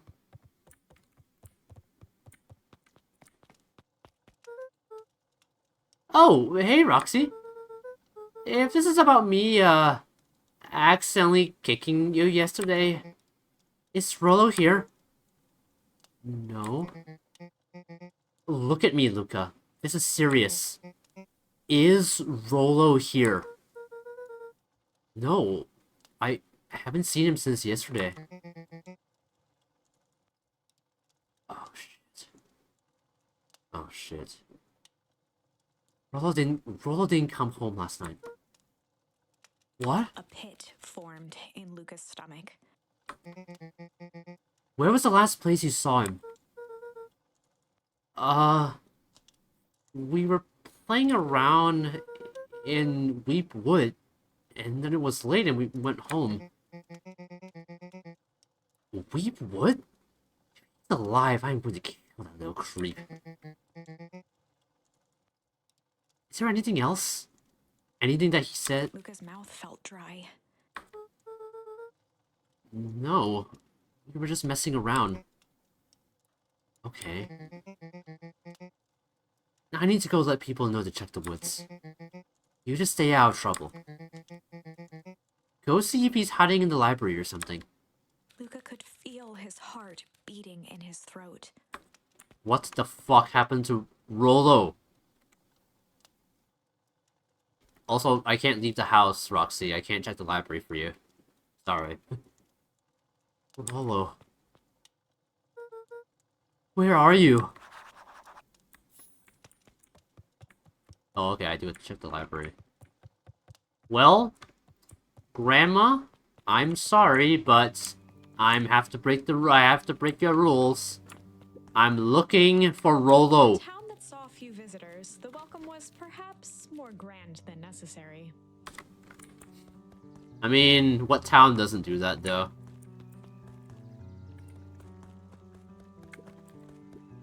Hey, Bert. Have you seen Rollo? Nope. Though I've mostly been talking to clipboards. They're setting up lots of stuff for the festival. This one said he had to process some answers.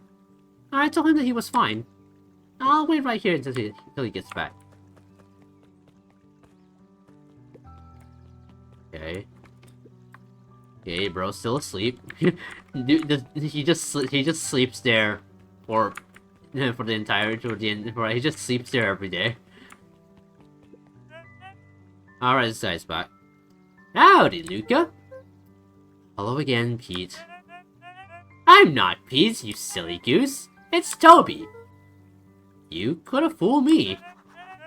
Well, hey, it's no problemo. The important thing is, we'd love to hear your thoughts.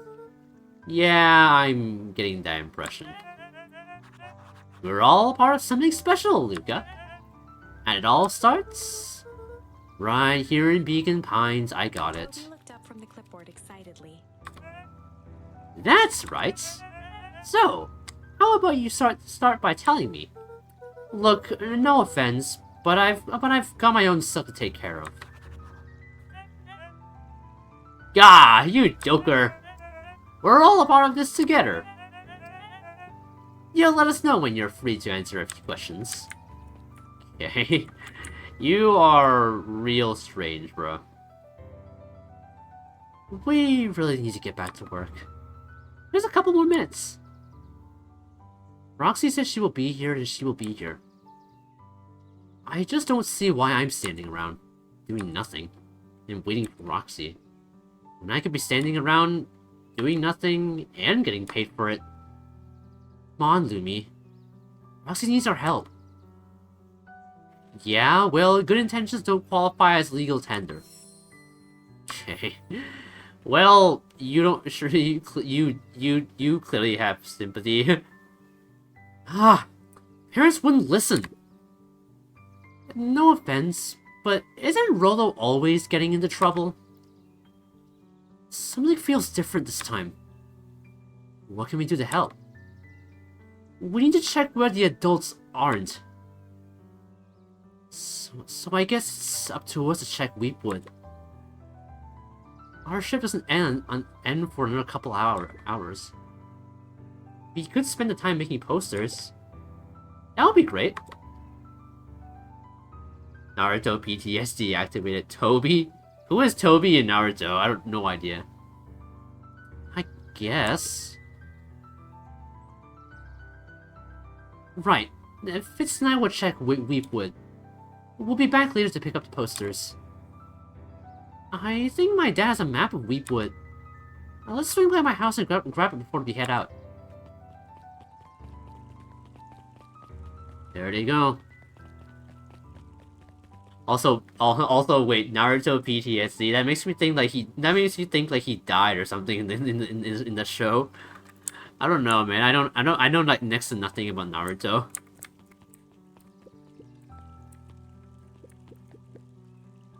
Oh my gosh.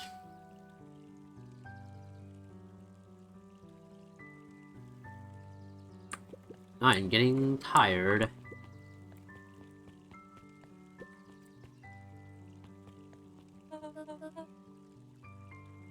What's this about a missing child? I must stress the situation is completely under control. It just all seems so terrible. And you're sure there's nothing we can do to help? Nonsense. Young Mr. Carter will turn up safe and sound. I am certain. You just focus on settling in. I trust my sister has supplied you with suitable lodging. Oh yes, Miss Valentine has been more than accommodating. We were just telling our daughter, Beck, that... Now where did she run off to? No idea. You might just have another Rolo on your hands.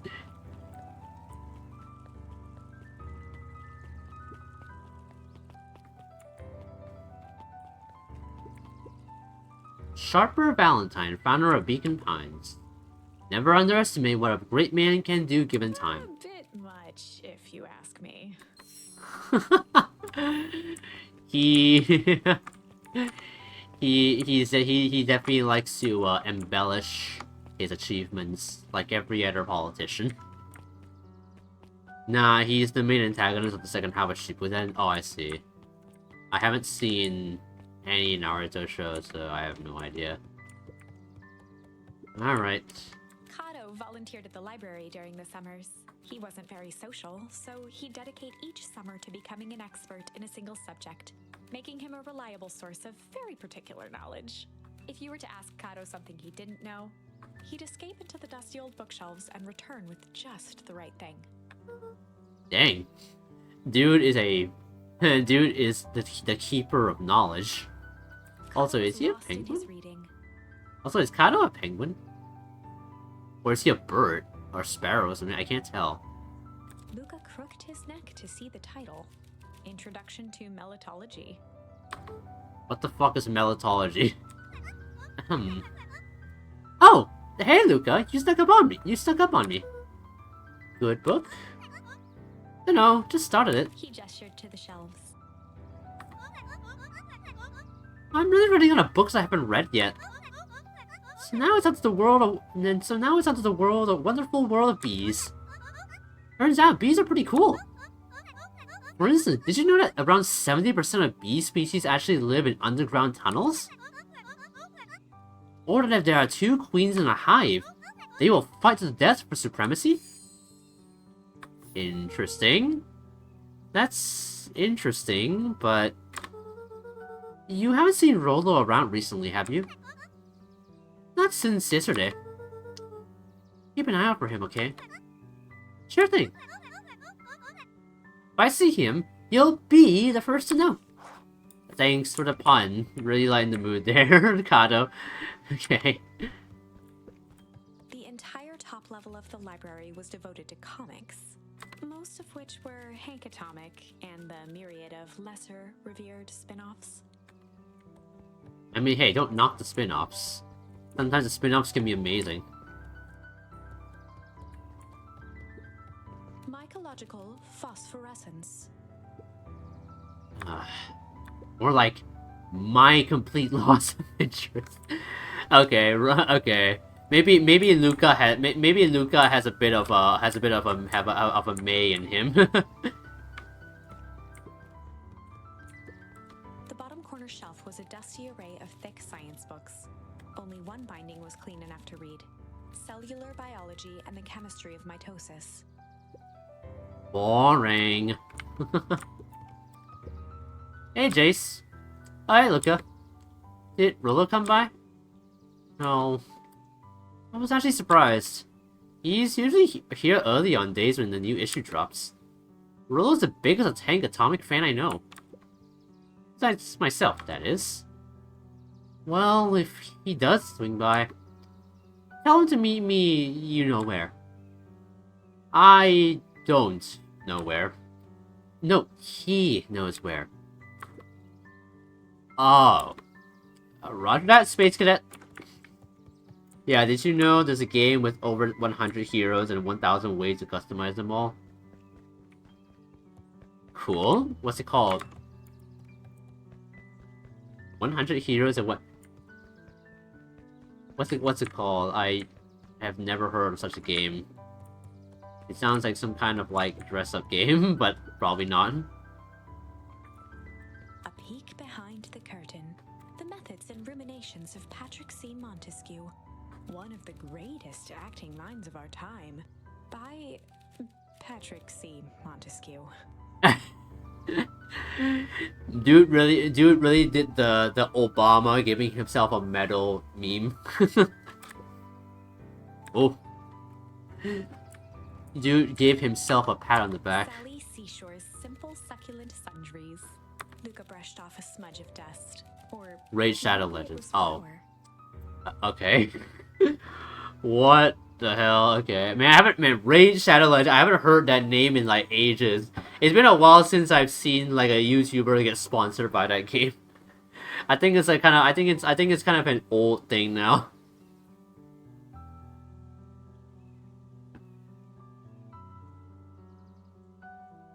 Recipes so easy you'll doubt it's even edible. You'll doubt it's even edible. Do I trust the recipe book then? What if it's just a bunch of like... What if it's just like a bunch of junk food like tossed together?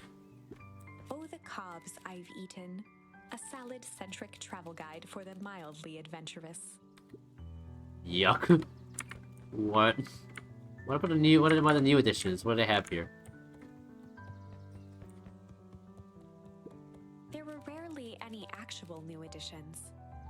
It was a response to the kids' well-known beef facts.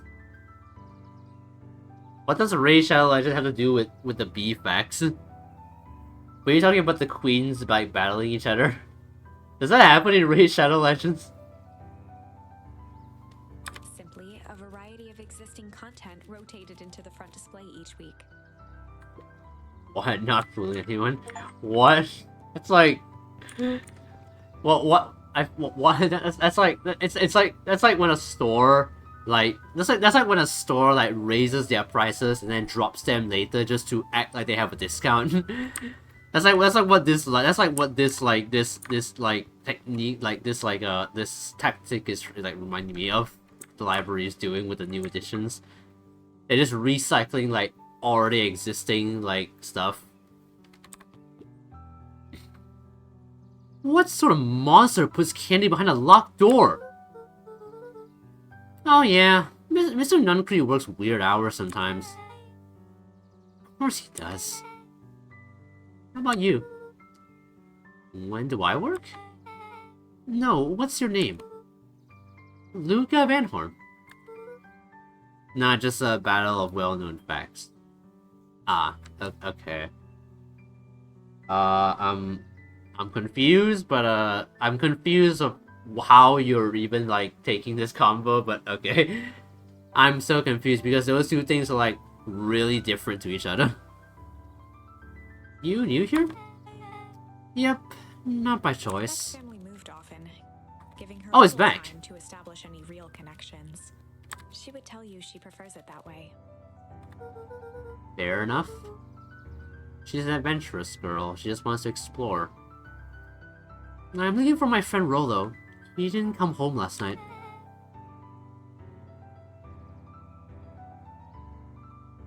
You know, when someone tells you something you already know, you tell them something they should know back. Okay. I guess so like an exchange of interesting facts, I guess. I guess that's one way to do it, to start a conversation. I don't know. What kind of interesting fact can I? What kind of interesting fact can I give?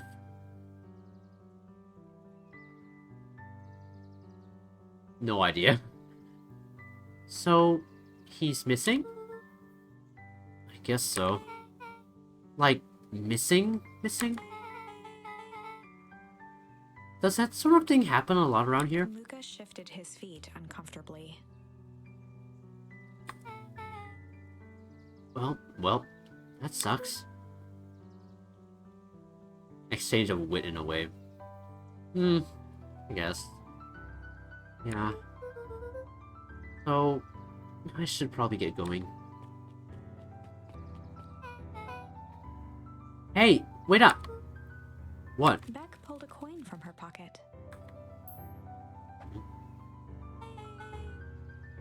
I'm coming with you. What? So says the unlucky penny. Unlucky? Yep. Well, technically it landed on heads. Leave this kid to find his friend alone. But I always do the opposite. Oh, that's kind of like me and Rollo. I guess Rollo is my unlucky penny. That settles it. A person should never be without their unlucky penny. Let's go find him. The name's Beck. Pleasure to meet you, Beck. I suppose I could use some help. Try to keep up. Hey, I've got a partner now. I've got a hide-and-seek partner. The phone booth was brand new. It didn't see much use. Yeah. It's no one uses this shit. Man, you're still here, dude? Joey, have you seen Rollo around? No. Sorry, Luca. I've had my eyes in the dirt looking for beetles. Can't seem to find any. He never came home last night. Do you think it's because it's been colder than normal? I don't see why that would have anything to do with Rollo. No, the beetles. Do you think the temperature confused their circadian rhythm or something? Who's to say? I'm no beetologist. Just keep an eye out for him, would you? Of course. Is that all you think about? Is that all you think about? Just beetles and shit. Luca peeked up at the beehive. It appeared to be deserted. That's strange. How was I? Is he gonna like poke at it or something? The Valentine mansion loomed, both figurative. Okay, that's something new. I don't think I went this way. Yeah, I haven't gone this way.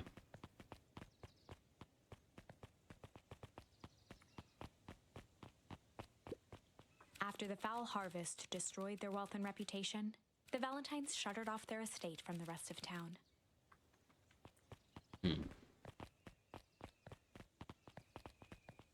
So what was the foul harvest? We still don't know what it actually was. Like, we don't know if it was like a natural disaster or if it was something man-made and the Valentines were somewhat to blame for it. Don't know. Oh. Well, that's new. Don't worry, Koiwa, it's more of a rude, smart Alec thing. Like, if I was to tell you, you know the sky is blue, you would respond, cool, you know wood is made of wood. I guess. I guess it's kind of just like a way to, like, backtalk. It's kind of just like a way, it's basically like a comeback of sorts. Dang. They brought up the way in. Can I still throw things? I can still throw things.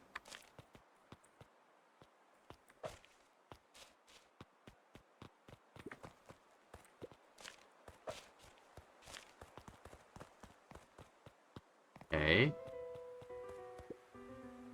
Oh.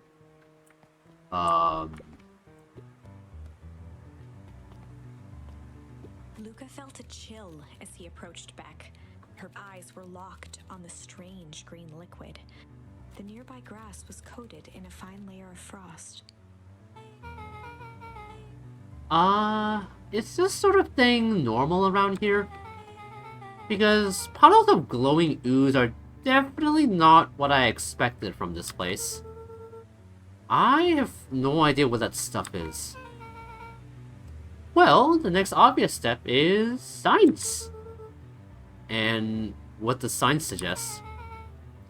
Help me with a stick.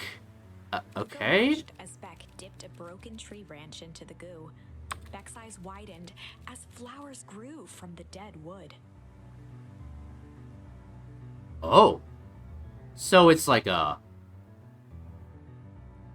Huh. So it's like a fertilizer of sorts, but a very enhanced one. A very clearly chemically enhanced fertilizer. Guess we'll have to learn more then. Not enough clues to solve this mystery yet.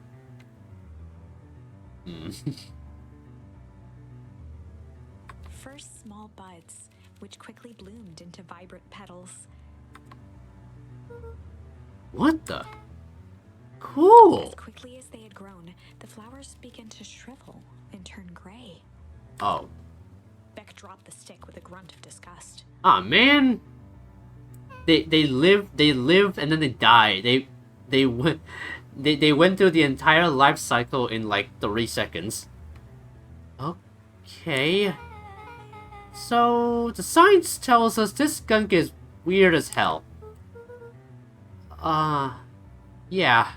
It seems dangerous. Oh. Hey Tish, look what the cat dragged in. Yup. I don't have time for this right now, Iggy. Aw, don't say things like that. It hurts Tish's feelings. Ain't that right, Tish? Yep. Did she just say yup? She looks fine to me. Why, hello. I don't think we have been properly introduced. Iggy's the name. This is my compatriot, Tish. Yep. You've probably heard of us. Like cherry blossoms? Sort of. They're like any flower, I guess. They bloom and then they shut. Can't say I have. I'll forgive you this once, on account of you being new around here. Why would you hang out with this dud? Oh? He seems pretty alright. Iggy, why do you have to be so... you? Has he even told you that his parents skipped out on him? Shut up. It's true. They got tired of having such a pathetic kid and left him. Iggy, I'm only gonna say this one time. Don't talk about my family. Well, look who's grown a backbone now that girls around. First his pops croaked. His mom finally couldn't take it anymore and bounced. Iggy took a step towards Luca, his sneer lit by the glowing puddle. Beck could see tears welling in Luca's eyes, his fists clenched. Some things about Beacon Pines were very different from the city, but a bully from a hayseed town is really no different from a city bully. Beck took a deep breath and thought. Time to bust out the... strange... the tickle? I don't know which one's the best.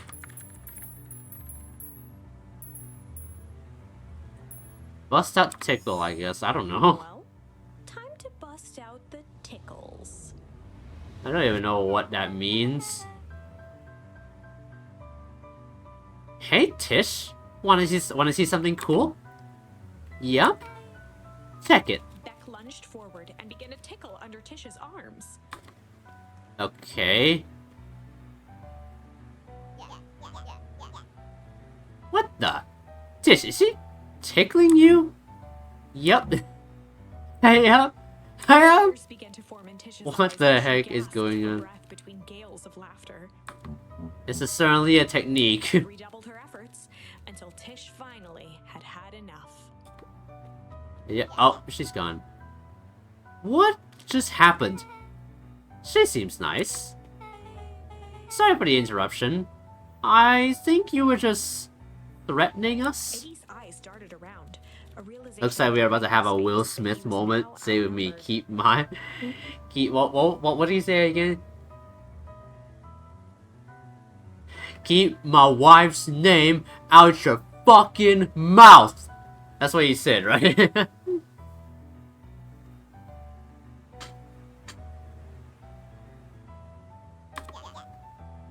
I just remembered. I have somewhere to be. Mm-hmm. See you around, new kid. Iggy kicked at the puddle before making his escape. Ew, no. Ah! Well, shit. Whoa! Oh, little creep. Beck, I think you got a little ooze in your hair. Shook the ooze out of her hair as best as she could. Is it bad? It turned white. They just get bleached?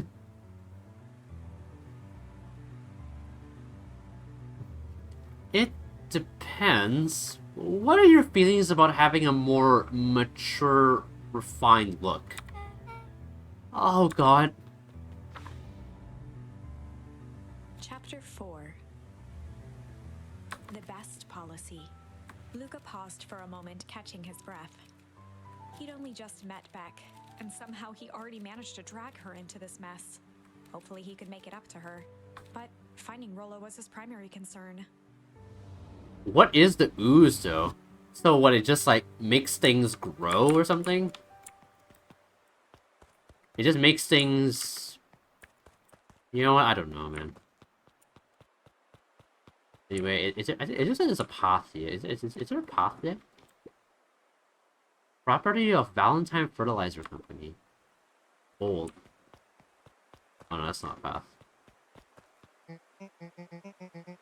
Luca!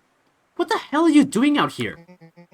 And why did a kid with gray hair just run past us in a panic? Roxy and Fitz looked drained. It was clear they'd spent all day searching. That's Spec. I don't care who she is. What happened? We were just helping look for Rollo. Luca, I need you to start telling me the truth. Roxy's temper could often be dismissed as the impatience of an older sibling. But this was the most intense Luca had ever seen her. Her eyes were wild and unfocused, looking straight through Luca.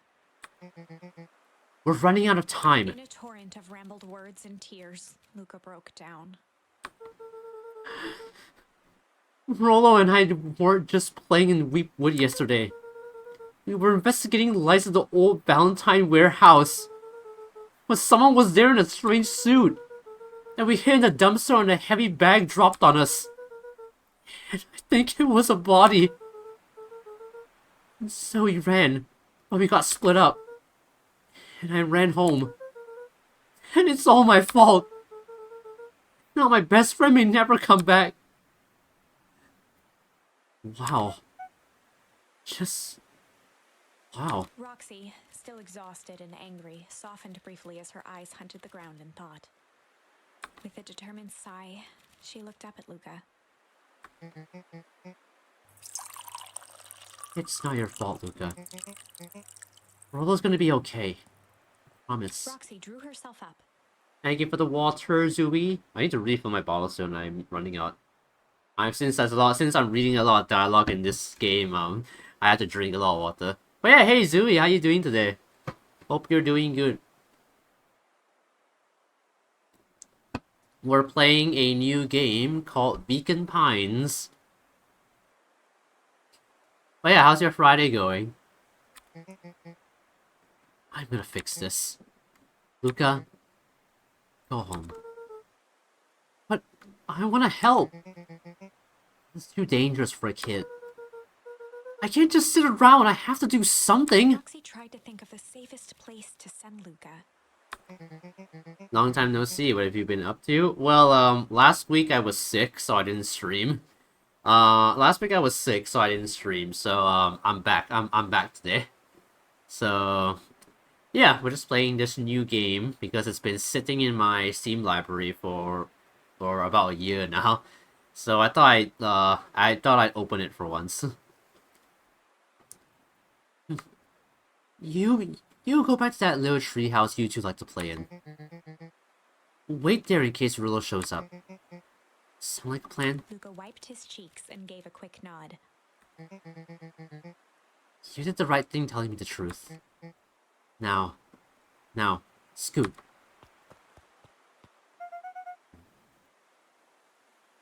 You really believe his story? What other option do we have? Things a bit strange around here, leading up to the festival. My dad has been acting weird. My dad has been acting weird lately. Well, weirder than normal. Looking into the puddle, Roxy rubbed her arms to warm up. Why is it so cold here? This is giving me the willies. By the treehouse in case Roll shows up. I wonder what they're gonna do with that puddle. Probably gonna like discover strange properties. Mr. Nuncree jumped with a start. Oh! Whoa! Don't sneak up on an old fella like that. Sorry. Who are you talking to? What? Luca motioned to the phone booth. Oh, no. I was just checking because I thought I heard it ring. But the dang thing never does, of course. Yeah, I've never seen anyone use it, really. I'm gonna be back in like 20-ish minutes. Gotta go cook food. Ooh, what you cooking? What are you cooking? You cooking breakfast, lunch, dinner? Probably lunch. I don't know. Or dinner, maybe. I don't know. I don't know yet. Alright.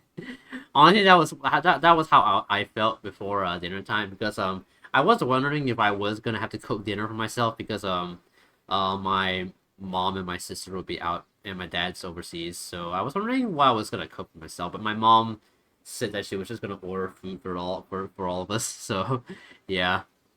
Dinner, lunch-ish. So, like... I guess because, like, I guess I'm assuming the time there is, like, 5 p.m. So, yeah, I guess it's a good time to start preparing for dinner. So you can have it around, like, 6 or 7 p.m. I usually have my dinner around, like, 7 p.m. anyway, so, yeah. Hope you have a good dinner, though. The whole thing's a waste of money, if you ask me. Anybody roll yet? Not yet. Long time for what he loses way. Rollo knows those woods too well to get lost. I suppose you're right. Silly boy's antics wouldn't have this whole town worried sick. Antics? We all know Rollo likes to play his little pranks. You think this is a prank? What other possible explanation could there be? He's not playing a prank and he didn't get lost. Someone took him, I know it. How would you know that? Unless... Luca, is there something else that you know? Mr. Nuncree gently placed one of his substantial hands on Luca's shoulder. Dang it, boy. If there is something you know, something that could help your friend, you need to tell folks. Luca peered up at Mr. Nuncree. Kind eyes warmed a stern face. There was a deeper emotion hiding beneath it all. It was subtle, but Luca could sense something eating away at him.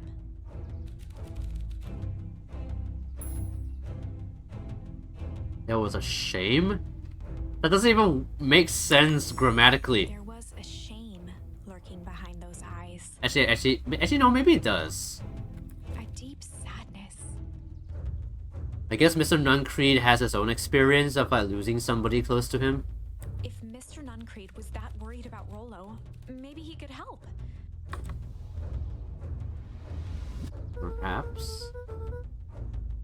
Yesterday, Rollo and I were messing around at the old Valentine warehouse. Mr. Nuncree raised an eyebrow. Both of you? You were with Rollo when he went missing? Not exactly. I was hiding in the dumpster. The dumpster? What were you doing in there? At first we were just looking around. Then someone in a strange yellow suit came and dumped something on us. We both got scared and ran.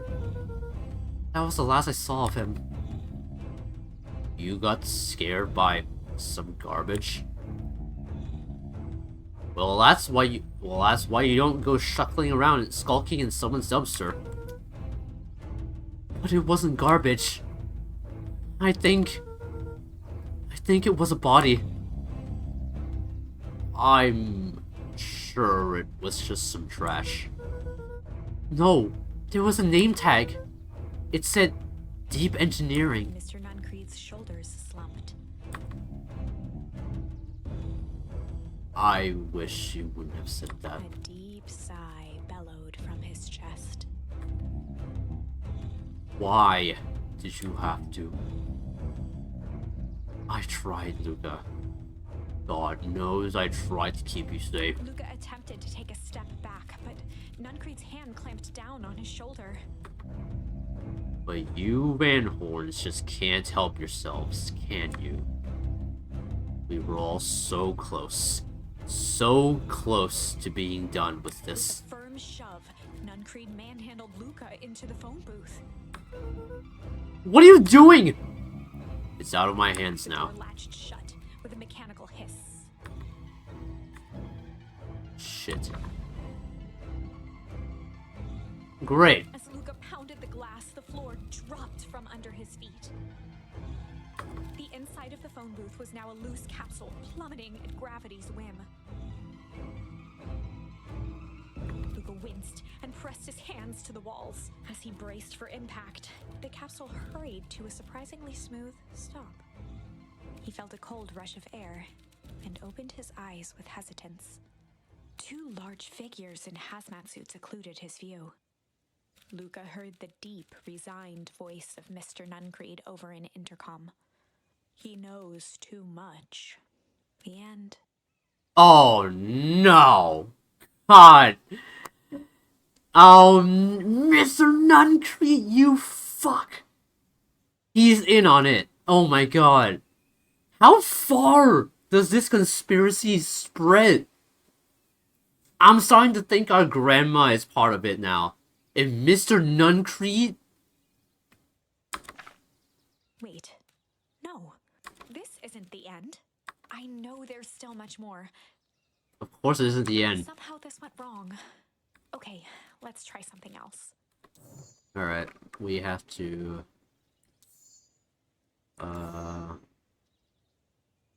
Okay, let's try Strange this time?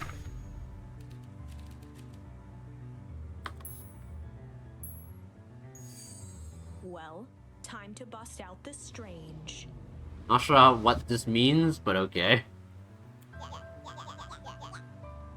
Alright, Luca. Looks like you need a little mud bath. What's wrong with you, new kid? We're about to pound your friend. Beck stared in silence, the only sign of life being the twitch of an eye. It's weird when people don't talk. Yep. Stop being a weirdo. Hello? Are you some kind of wackadoo? Makes sense. Wackadoos travel in packs, say it does. At the sight of Iggy taunting Beck, something in Luca snapped. Iggy's smirk shifted to a look of shock as Luca launched himself into his stomach. Oh. Ah! Oh! Iggy's clothes were drenched in the glowing ooze. Oh my god. Well, that's what you get, buddy. Don't mess with a kid who just lost his parents. You jerk! My clothes are ruined. I'm gonna... Iggy's voice began to slur as he struggled to get up. Uh-oh. Is he about to... I don't feel so good. Oh my god! I'm sorry, I just... Oh shit! Yeah.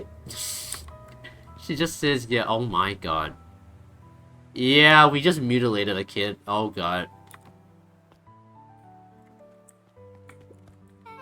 the hell happened? Oh,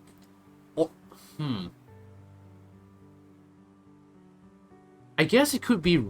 It's like mutating things, or it's like speeding up the growth. It's like speeding up the growth of things. That was intense. Iggy's gonna be okay, right? Nothing about this seems okay. Person at the warehouse. This strange ooze and what it did to Iggy. Was Rollo caught up in all of this? Possibly. We have to find Rollo. You took the words right out of my mouth.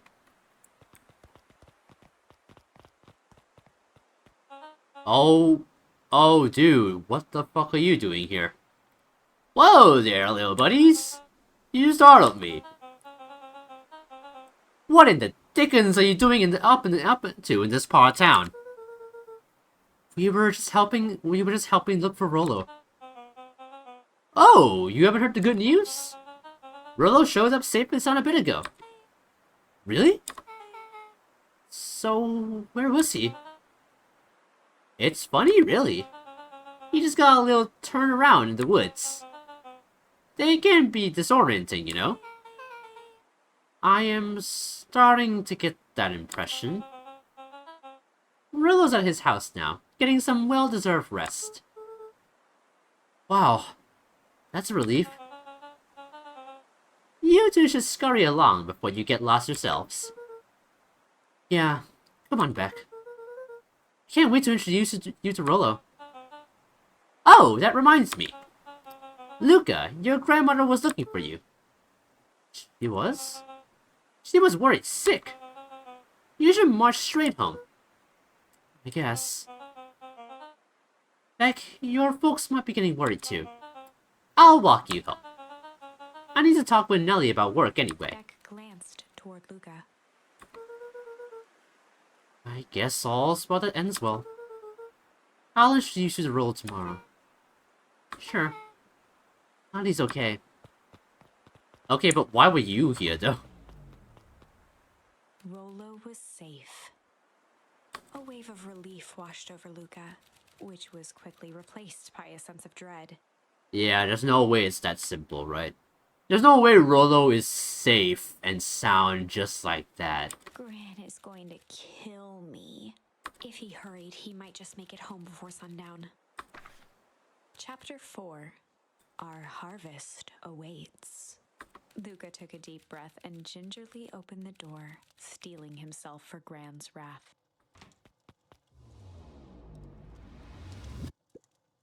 Gran? I'm home. Everything's fine. Gran? Gran? I know I wasn't supposed to go anywhere. I was just helping look for Rollo. In the backyard? Nope. Gran? Roxy came over. She was worried about him. So I figured you wouldn't mind if I helped look for him. Yeah, I'm just opening the fridge.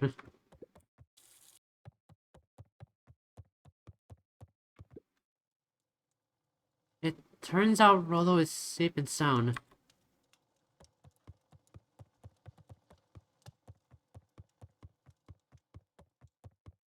Luca was alone. The house was empty. Ren's not back yet. I guess that's a good thing. Nothing to do now but sleep, I guess. Does this dude, like, ever eat? Luca was sitting by the pond, listening to small waves lap against a rock. His father sat in a folding chair in front of him. Without turning, he spoke. "Why don't you grab me some nice bait?" "Sure thing, Dad." Luca hopped over to the tackle box and popped open the lid. Inside was a rolling, buzzing mass. "We're fishing with bees?" Luca's father gave a warm chuckle. "Well, you catch more fish with bees than honey. Pick us out a good one." Luca closed his eyes. I guess, and but picked out a bee. why a living He one? could feel its wings struggle between his finger and thumb. I would not do that if I were you. It's like a very easy way to get stung. I know from experience. Holding it at arm's length, he hurried over. I'm not even joking about that. I actually did get stung by a bee when I picked it up. I don't know if I've told this story before, but Interesting choice. With a practiced flick of the wrist, the line buzzed in a graceful arc. The water accepted it without a splash or ripple. The wrong choice. But I respect it. The pond began to freeze over. Sometimes we gotta make the wrong choice before we can make it right. Pallid ice propagated across the still surface with an alarming speed. Luca scrambled back as the ground beneath him turned cold. Dad, I don't understand. Sorry, kiddo. Understanding isn't always part of the deal. The relentless ice shot through the fishing line toward his father. Dad, look out! His father casually wound the reel. None of it's your fault, you know. Never was. Dad, we have to go! Luca grabbed his father's shoulders, trying to pull him away. Please, you have to run! The ice crackled as it spread across his father's hands. That's the thing about fishing, Luca. His chest began to crystallize. You toss your hook in, and you never know what you're gonna pull out. A shock of searing cold ran up Luca's arms. He gave one last desperate tug. The chair tipped backwards in a single frozen mass. Luca tried to stop the momentum, but it was too late. He watched the icy form of his father slam into the hard ground, shattering into 1,000 pieces that crowded around his feet. Dad, I don't understand. What does all this mean? The gentle rustle of leaves was the what only kind reply. of dream are you having, Luca?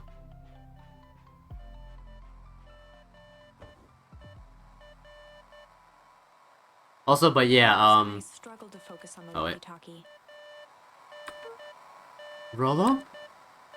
But yeah, if you, but yeah, I don't know if I've told this story before, but I got stung by a bee when I was like I think 7 years old, because I came back from school one evening, and when I entered my room, and during this time, like my room was like quite messy and full of Legos, and I entered my room, and among the Lego pieces was this like strange orange and black looking thing on the ground, and I don't know why, but I decided to.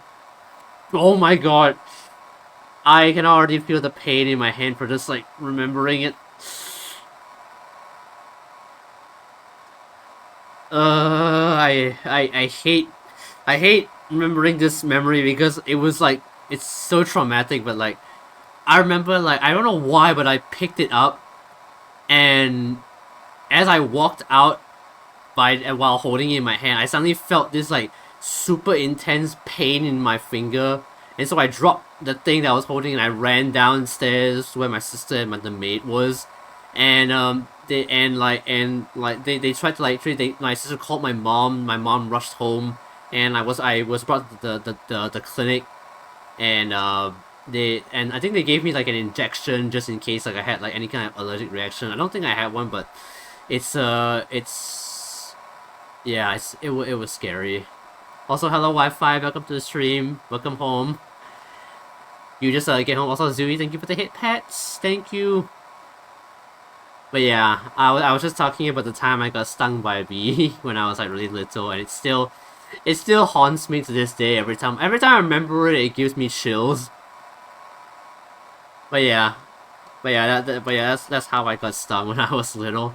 I don't know why I decided to pick up that strange object on the ground, not knowing what it actually was. It was a bee, basically. It was a bee, if you didn't already know.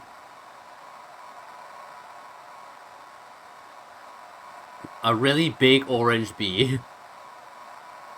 I remember the stinger like stayed in my middle finger for like a few weeks until like it finally fell out on its own. But yeah. Wi-Fi, how's your Friday going? You just nice to know you just got home. Now you can chill. But yeah, we are playing Beacon Pines today. I understand, have the same type of memories. Yeah, we all have those. We all have like those like really traumatic memories. Faintly, he could hear Rollo amongst the noise. Luca! Rollo, is that you? Luca! There! Rollo, it's the middle of the night. Luca! Thank God! Listen! I don't know how long this thing will work down here. Down here? Rollo's voice was coming through more clearly now, but some words were still just static. Listen to me. Someone grabbed me yesterday. What? The man in the hazmat suit? It took me to some sort of... I think I'm underground. Underground? Are you okay? Kinda? They seem more interested in it for now. At least. Mr. Kerr said you made it back home safe. Kerr? No. Trust. He's... hold on. Someone's coming. The signal went silent. Rollo? Rollo! Where are you? Luca held still, waiting for a response. His pounding heartbeat marking the passage of time. Okay. I think they're gone. It's getting worse. I can barely hear you. Rollo's voice began to fade. Losing signal. Not much time. Mission control. You need to the treehouse. The treehouse. With that, the signal died for good. What was he trying to say up at the treehouse? What's at the treehouse? You have the radio, the antenna. Yeah. Don't worry, Rollo, just call for Sonic, he'll save you. What the fuck is Sonic gonna do? I guess he's super fast and stuff, but what is he gonna do? The antenna. He wants me to use the antenna in the treehouse to get a better signal. Rollo, you're a genius. Grabbed the walkie-talkie and sprinted to the tree. Old Sonic's show joke, Sonic Underground. Oh, I see. Oh. I never played any of the Sonic games anyway, so yeah.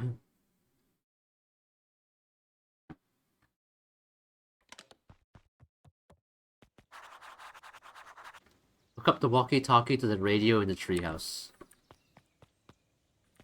I actually want to know like, how long this game is, actually. Beacon, PINES, gameplay duration.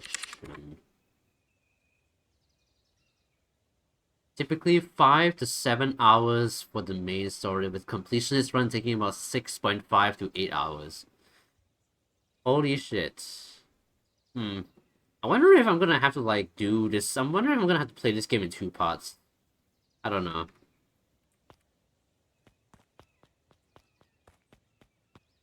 Which way was the treehouse again? Oh, yeah. Luca heard a group of footsteps approaching. He dashed behind the bushes to avoid being spotted. Oh.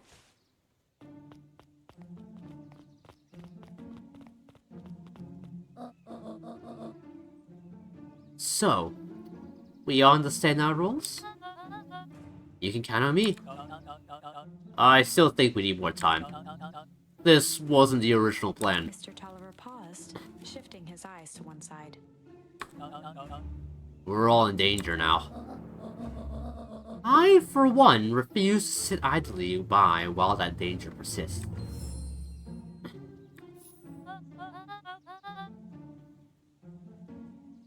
Hiram, you just keep your wits about you. Mr. Tolliver took one long, quiet breath.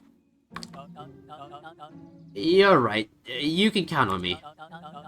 I just wish we could have made that deal with Harris Valentine. Her resources would have come in still come in handy. As I said, I had no time to contact her after your call this morning. Plans change.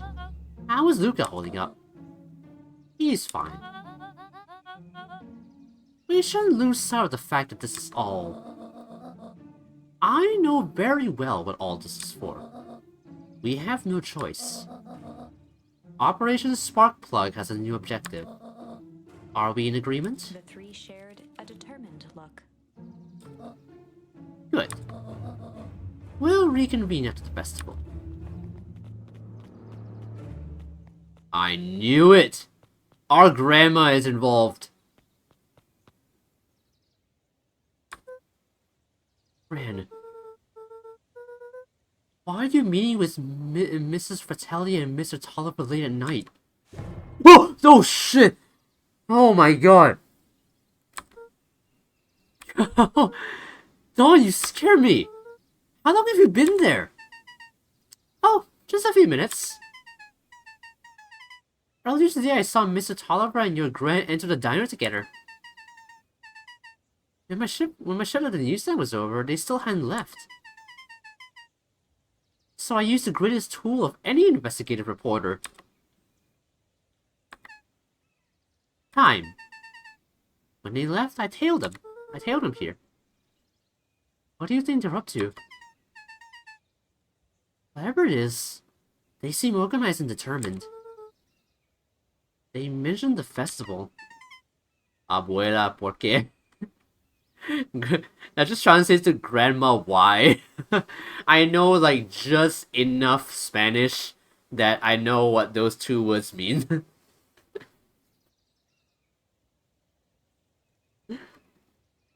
Yeah, I heard that too. Has your granny been doing anything different recently? Anything strange? She got a phone call this morning and rushed out the door. Call from Hiram Tolliver, it seems. She was either furious or terrified. Both. Luca, be careful out there. I think we might be in the middle of the scoop of a lifetime. I will. Aren't you coming out? Nah, I'm gonna stake out here for a bit longer. See ya, Luca. Guess we're still heading for the... tree house. What are they doing? I did it. I changed the sign. Splendid. Did anyone see you? I don't believe so. You're right. It was simple enough to just rearrange the letters. Odd choice for a prank, though. In situations such as these, odd is good. Two boys shared a mischievous grin. I can't wait for everyone to see the big reveal. It should be quite memorable. Let's make ourselves scarce for now. What? I don't know what you two are talking about. What did you even arrange?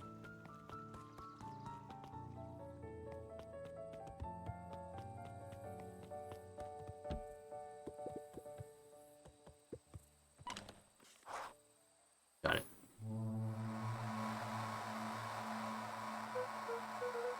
Rolo? Rolo, are you there? I'm at the treehouse now, Rolo. Mr. Kerr said you were alright. What happened out there?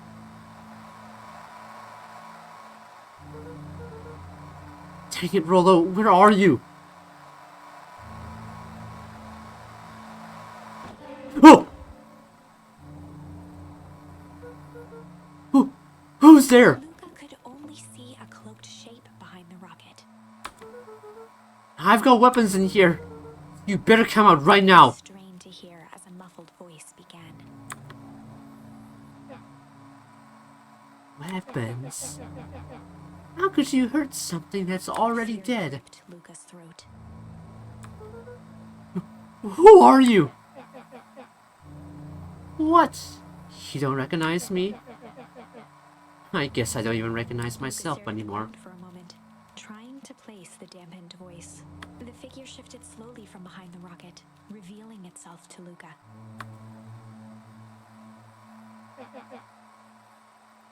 I'm a monster. Oh, it's you, Iggy.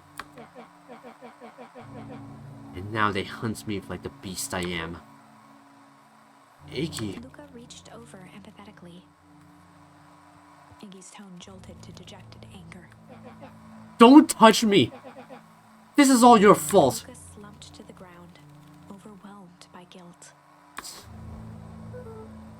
I'm so sorry. I didn't mean to. Lost control. So you couldn't control yourself for a second. And I get to be like this forever? There must be a way to fix this. Oh. So you're gonna be my savior? Perfect, little Luca saves the day. With his positive attitude and the power of friendship. None of this matters. There's no time. They're after me. They chased me all through Weepwood. I only came in here to hide. Hide from who? Who's after you? Luca! Luca! Rollo? It's not safe, Luca. Rollo, where are you? The treehouse. I'm at the treehouse, Rollo. Where are you? No, Luca, the treehouse isn't safe. They said they were going to the treehouse. I was trying to tell you to stay away from the treehouse. Who said they were going to the treehouse? The clipboards. What did I tell you? Those perennial harvest wackadoos are after me. They've been chasing me, yelling questions at me. What sort of questions? They were saying the same stuff they always do. But it's different now. Less asking, more threatening. We're gonna figure this out, Iggy. Yeah? Well? Thanks. Oh shit. Hello? Is anyone present in this arboreal domicile? What the fuck kind of vocabulary are you using? Crap! They found me! Luca, what's happening? Don't panic. You stay here and I'll see what they want.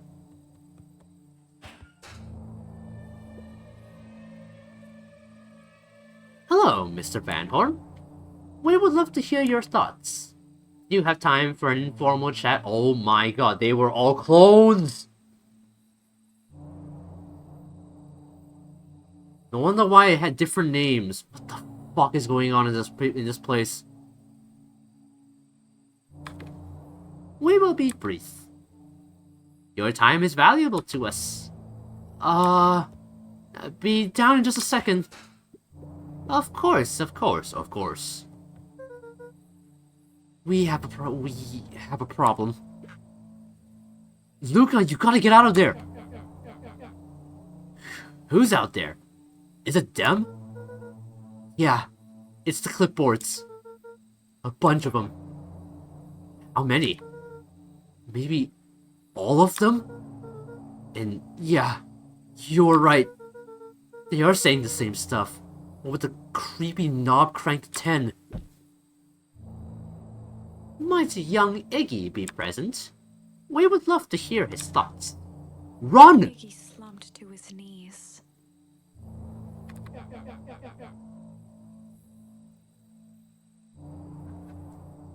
I don't know what to do. I'm so tired. Luca, what do we do? Luca grabbed the walkie-talkie and headed for the window. Follow my lead. Luca and Iggy climbed up the back of the treehouse to its roof, where Rollo had constructed his MCDC, the Mission Control Defense Cannon. From behind the crowd of clipboards, William Kerr strode forward, a warm smile on his face. Oh. Iggy, there you are. You gave us all a heck of a scare. Go away! Just leave me alone! Oh, I'm sorry, Iggy. But no can do. Don't worry, though. We're here to help. Help? Then why were you chasing me? Luca, can you talk some sense into your pal here? Just look at him. He's not well. What's wrong with him? What did that gunk do to him? Well, that's a pretty honking big question, Luca. All you need to know is that he's sick. He's real sick, Luca. I just need you to let us up there and take care of him. You told me Rolo was okay, that he was back in his place resting.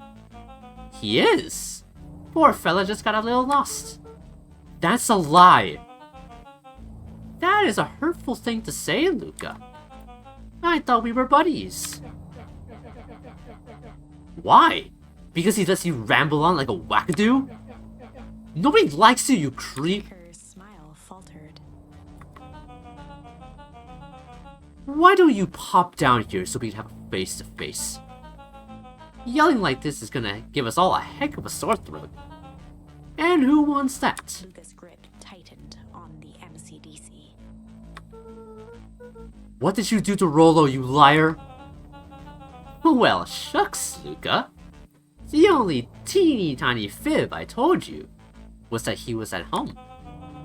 He is resting and he is perfectly safe. For now, at least. What happens to him next is up to you, Luca. Look around. You're in quite the pickle, and I am the only person in the whole wide world who can help you. You get to decide how this ends. Luca's mind raced. He was caught in a trap. What do you do when there's no hope?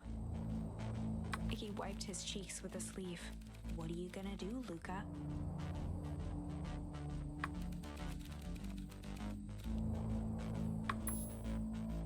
Fight. Luca drew Fuck himself you. up and decided to take the only option they had left. Fight. He swung the mission control defense cannon around, aiming it confidently at the smirking face of William Kerr. What does that even do? Hey, Mr. Kerr! Luca summoned his most insolent demeanor. Rolo sends his regards.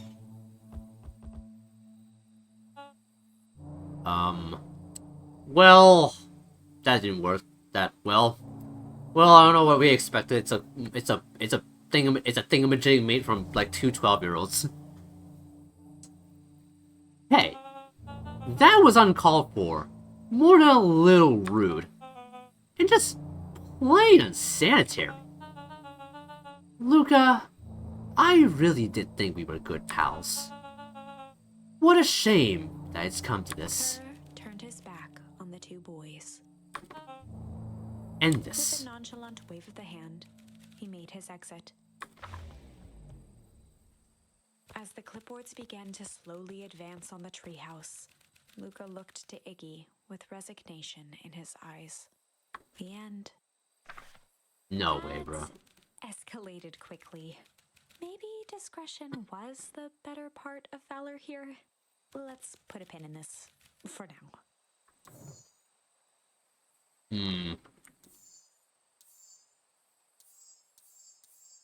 See. Ooh, we haven't done struggle yet. Oh man, we are going all the way back. It's a story about struggle. This is a story about Fight! struggle. Luca could hear a machine humming somewhere nearby. He felt around wildly, searching for something, anything that could help.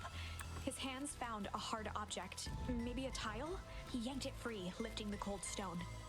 Let me go! Luca swung the tile as hard as he could at the shape that still held fast to his leg. He heard the crack of glass as the stone hit the assailant's mask. With a muffled yelp, the hand let go. Luca was free and scrambled to the door. He never looked back once on the long run home. Chapter 3. Everything's fine. The next morning, it was quieter than usual at the breakfast table. Man, this is so weird how like we're going all the way back just like this. So basically the game is about just rewinding until you get the right option, basically. Only the sound of silverware and chewing interrupted the awkward silence. Huh? I thought these get delivered into town today. Okay. I love these kinds of games. That's yeah. Yeah, it's pretty cool when like games can like branch out into like different like paths. It's basically like games where like your choices kind of meta. Rolo had things to do, so I just sort of poked around town. I've set the jam down by the front door. There's 2 batches to drop off. Mm-hmm. One for Mr. Tolliver at the Bag and Wag. Another for Mr. Fertilli at the diner. Oh. Now we're delivering the things to the people she's conspiring with. Oh, and Mr. Nuncrete. He said he wanted some more. I suspected as much. Yes, he seems to have taken a particular interest in my jam. There's some extras in the in the basket for that enthusiastic gentleman. Just make sure Fratelli and Tolerate get the ones on top. No problem. Off with you now, while the day is still young. I cannot believe I am doing delivery work on summer vacation. What the fuck? Also, welcome back, Zooey. How was the meal? What you cook? Hello, it's Juniper Hartford. Before you hang up, just hear me out. I have a business proposition. The simple matter is we both have the same problem that needs solving. Very well. We can meet tonight. Okay. Alright, well, time to make a delivery. Oh my god, Rolo, it's so good to see you again. Oh my god. Okay. Sorry about yesterday. It can be so annoying. But good news. No more boring tours for me today. Did you make it to the old Valentine warehouse? So, what did you find? Give me the dirt. Something happened. There was someone else there. What? Who was it? Was it aliens? I knew it'd be aliens. No. Zombies? No. Alien zombies? What else could it possibly be? Rolo, I've gotta deliver these into town first. We can catch up after. Ooh. Is it a whole thing? It sounds like a whole thing. Yeah, we shouldn't talk about it here. Meet me at the treehouse tonight. I'm not sure what this treehouse is that you speak of. Meet me at Mission Control. Roger that, Space Cadet. Oh yeah, we are using we're using code names because it's a hideout. For a town that saw a few visitors. Oh, we've seen it already.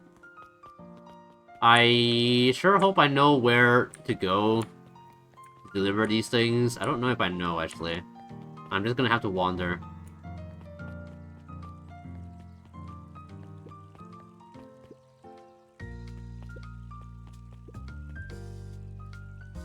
Mr. Wilder, I trust you have time to chat? Eris Valentine, oldest of Sharper Valentine's children, and heir to the Valentine fortune, had a way of making questions seem like demands. Certainly. What seems to be the problem? Mr. Wilder had learned to assume that if he was hearing from Eris, it was because she had taken issue with something he had put in the paper. I couldn't help but notice that the front page of this morning's paper was consumed with stories about this silly festival. Well, yes, that is the news of today. But there was no mention of the museum, nor the foundation through which it was endowed. I'm sorry, Miss Valentine. My readers are more so interested in this town's future, rather than any one family in particular. There was a time, Mr. Wilder, when the goings-on of my family was the only thing this town cared about. Well, things changed, ma'am. And you know, change is dangerous. If you finish that thought, I will make that monocle a permanent fixture of your anatomy.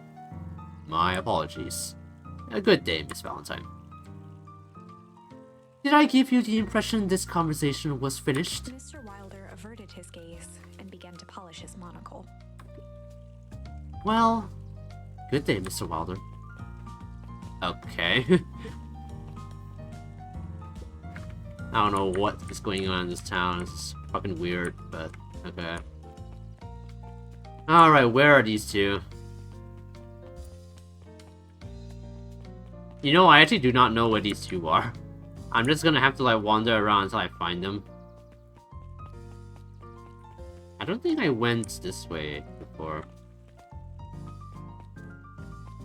Yo, what are you guys? How do you keep the ice cream cold? Will you keep them on ice? Where do you get the ice from? I don't know. Somewhere cold. Somewhere cold. I don't know, man. I don't know, man. They go to fucking Antarctica to get it, okay? Is that an acceptable answer for you?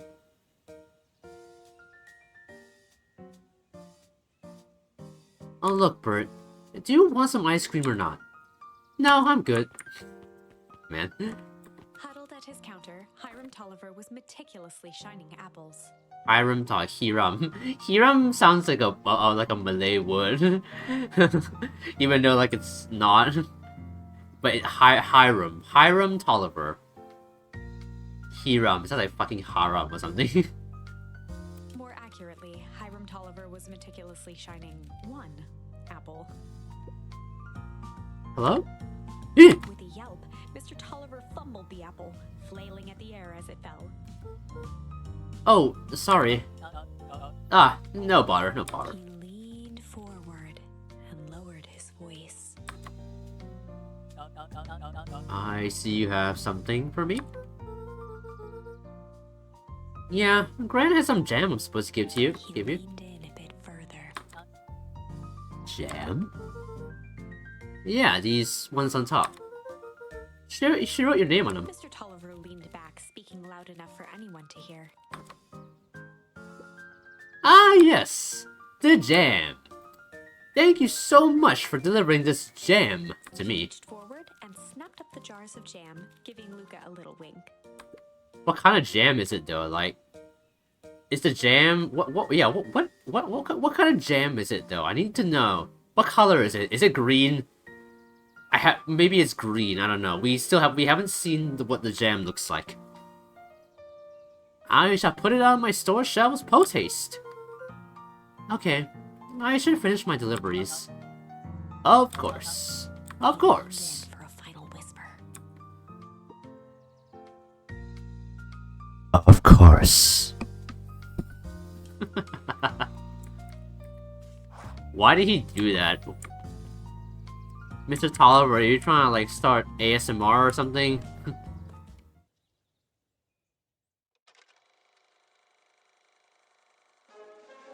Oh. We all know Beacon Pines is a great town. What you may not know is great towns grow from mighty roots. And that is why you cannot tell the story of Beacon Pines without telling the story of one Shopper Valentine. Young Shopper's keen intellect and strong morals... Neuron activation. vision of a community dedicated From to just that. In Of no course. A better tomorrow is within our grasp, but it requires a singular mind to harness it. Lucky for us, he decided to grow that vision here, in Beacon Pine. And how does one grow a better tomorrow? With fertilizer, of course.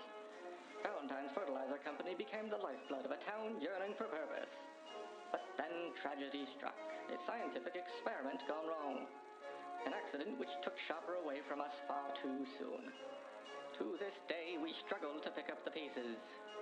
But one foul harvest isn't enough to stop the people of Beacon Pines. The spirit of Shopper Valentine lives on. It lives in the hearts of everyone with a dream for a better tomorrow. Never paid attention that quickly. There's no way I was that good, man. Paid for by the Valentine family and the Valentine Fertilizer Company Riverfence Fund. That just sounded like... Did bro just turn into Eminem for a second? That was... unhelpful. We did... Why? Why did you walk back in? Okay, thank God. Thank God you can skip that, because I'm not watching that shit all over again.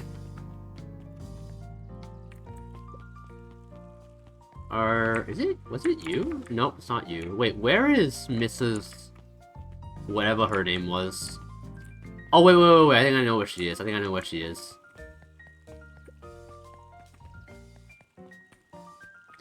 where she is.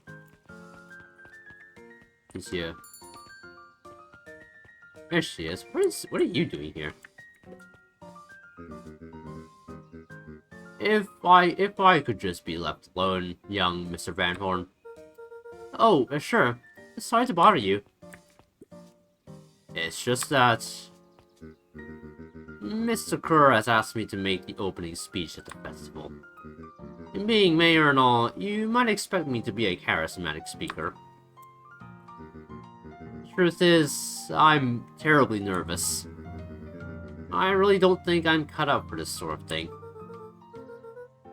Cut out for being mayor or for public speaking? Both, I suppose. I never really chose any of this. It's more of a duty to my family. For our legacy. That sounds like a heavy burden. As for the festival, just speak from your heart. I'm sure it'll be great. Dang. I got your jam! Well, if it isn't my favorite little jam runner. Hey, Mrs. Fratelli. Look at you. Leaned forward and pinched Luca's cheek. Why? You're all skin and bones. Why are you acting like my grandma right now? Is your grand not feeding you? She is. It's just... I understand. You know, I taught your mama how to cook back in the day. You may not even remember, but you and her used to help out in the diner. See that picture over there? That's you helping your mama back in the day. So cute, running around in your little apron taking orders. Ah, the whole situation just breaks my heart. What happened with Eleanor? Can I see that photo though? I want to see like, I want to see Luca running around like doing stuff. I've got a feeling she's out there somewhere, yearning to be with you again. Is Eleanor our mom's name? Probably. Few things in this world can keep a mother from her son. Luca shifted the basket uncomfortably. Oh yes, let's see here. Mrs. Fratelli lifted the cloth and inspected the jam. Ah, they even have my name on them. How thoughtful. She carefully lifted out her jars of jam. You tell your grand hello for me, Luca. Will do. Cool. Nice. I need to look at this photo though. Luca squinted at the faded photo of him and his mom at the diner. Memories of that day came flooding back. Oh, we get to live it out. Nice. Which one's our mom? I think this is our mom. I'm ready to help, Mama. Alright, little buckaroo. It's up to us to feed these folks while Mrs. Fratelli is away. I've got to deal with the inventory before I can start cooking. Do you think you can handle taking some orders in the meantime? Yes, Mama. Alright, cool. Is this... Oh yeah, it is Roxy. Luca? I'm helping. Wow. Hopefully your work ethic will rub off on Rolo. What can I get you? I'm not really feeling like a burger. How about a chicken sandwich with bacon on top? I mean, right up. That sounds amazing, actually. A chicken's... Oh, okay. Oh, is this how we... Oh my god, imagine putting candy on that? Nah. Chill...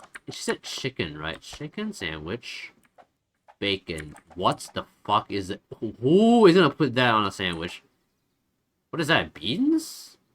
It's like corn in there as well. Bacon.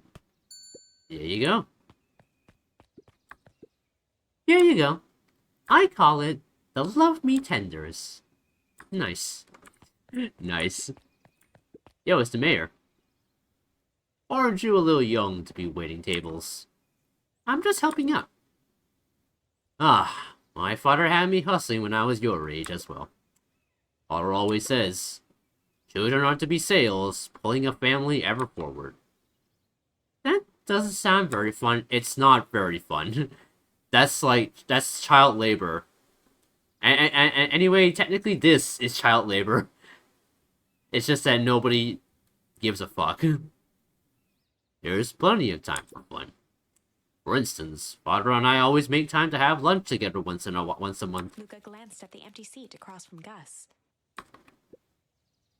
Should I come back? Oh no. It turns out Father was too busy to have lunch today. I'll just go ahead and eat alone. Oh. Silver lining is, without him around, I can have my usual. A nice stack of cold cuts to top with a pile of sloppy chili. Oh, that was chili. Okay. Cold cuts. Yeah, that's the cold cuts. And then, yeah, that's chili.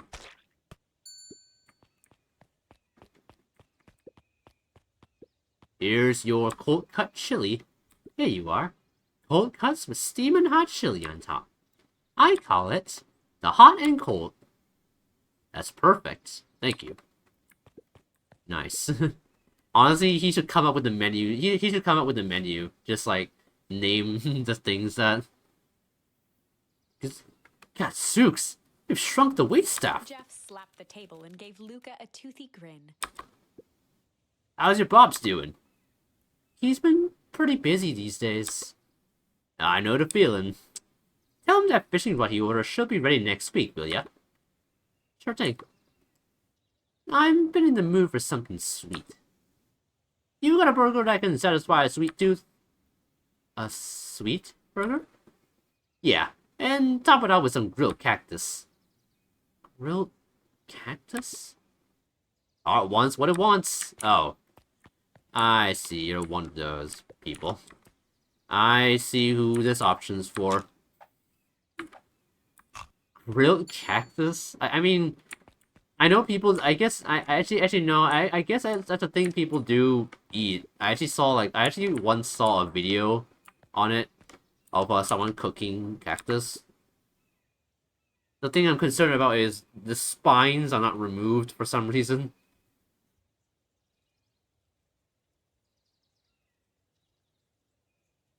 I mean, I don't know, maybe this guy's a camel.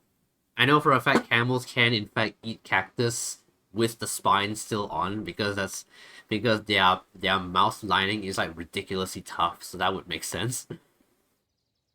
Here's your order. I call it the sweet and stabby. Yeah, I guess. Ha! Now that's a burger with a bite.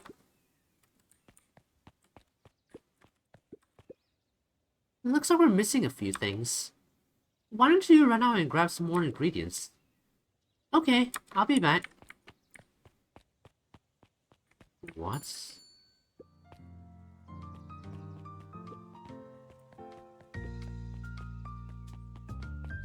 How am I like 6 years old and like doing all of that? Anyway, I think that was it. Can I like go to the back? Nope. Employees only. Alright, time to deliver to Mr. Nuncrete last. I can't look at this dude the same way anymore. Got some jam for you, Mr. Nuncrete. Luca, you seem chipper. Well, aside from being on delivery duty, it's a nice day. Mr. Nuncrete eyed Luca for a moment, then nodded in agreement. I suppose it is. So, do you want your jam? Oh, right. Usually Juniper drops those off herself. I guess she's busy today. Anyway, this is my last delivery for today. Oh, in that case, snatched the basket from Luca. I'll hold on onto the basket until the next time I see you, Gran. Okay, why'd you have to snatch it though? Oh, Beck! You, anchovies or pineapple? What? Don't think, just answer. Pineapple? Why? How old are you? 12? Perfect. Follow me. Who are you? Anyone ever tell you you ask too many questions? Just try to keep up, okay? What? What just happened? Well... What? Okay. Now, the roles have been reversed. Now I am the one going after her. What the fuck is going on? Hey, what a crazy coincidence. Here's my new friend I was just telling you about.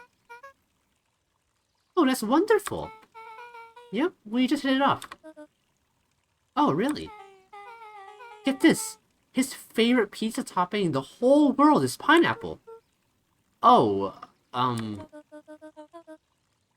what is your new little friend's name? Beck locked eyes with Luca. The look on her face was equal parts expectant and desperate. Luca Van Horn. Nice to meet you. I'm Nelly, and this is Ilona? Ilona? I don't know if I'm saying that right. Ilona, I guess. We're Beck's parents. Beck gave Luca a quick nudge.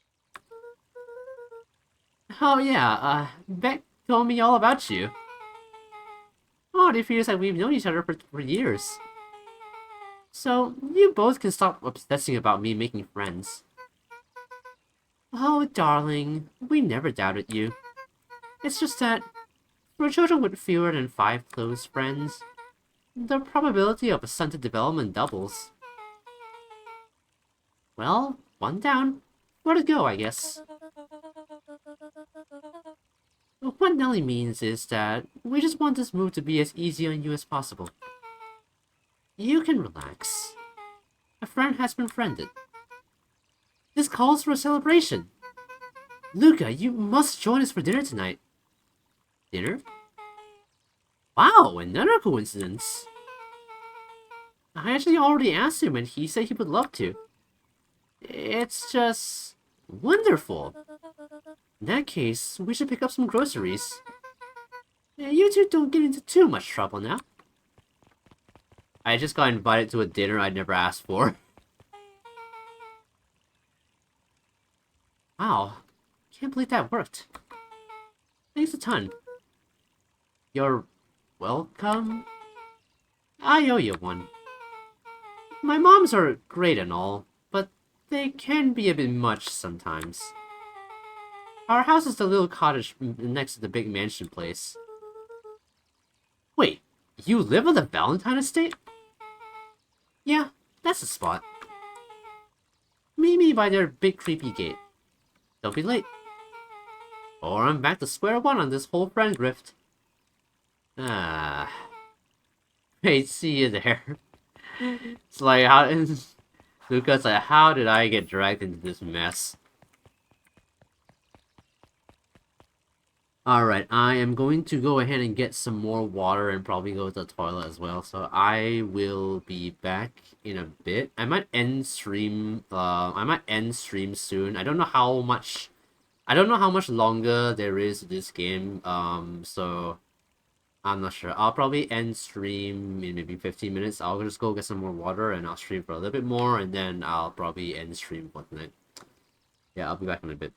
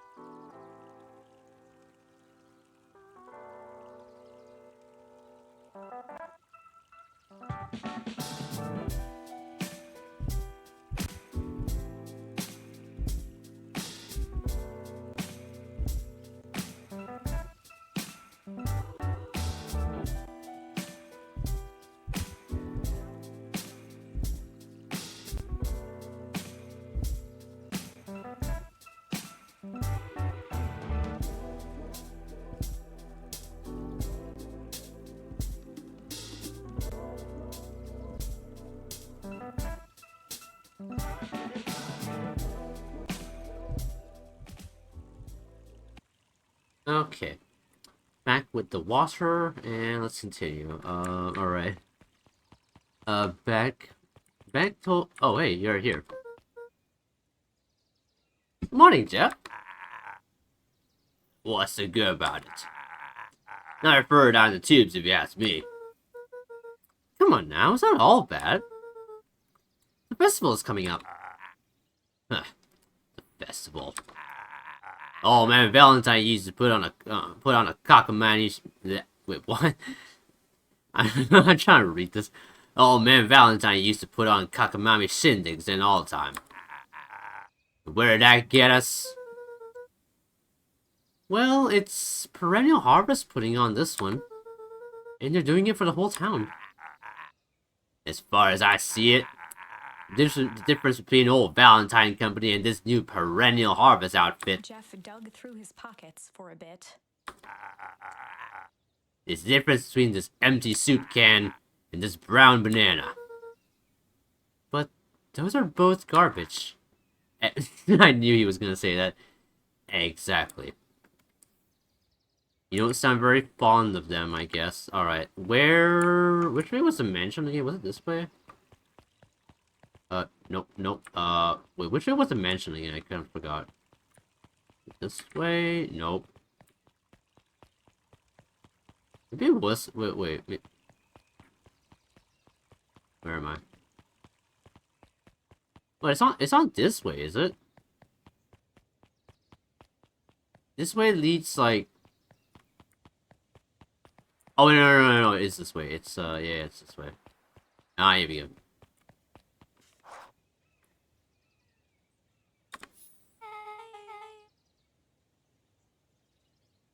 So, who all lives in that house? Harris and Goose Valentine grew up there. And Solomon moved in a few years back. The creepy little kid in the vest? That sounds like the one. So just 3 people live in that huge thing? I bet a bunch of shady stuff happens all the time in a place like that.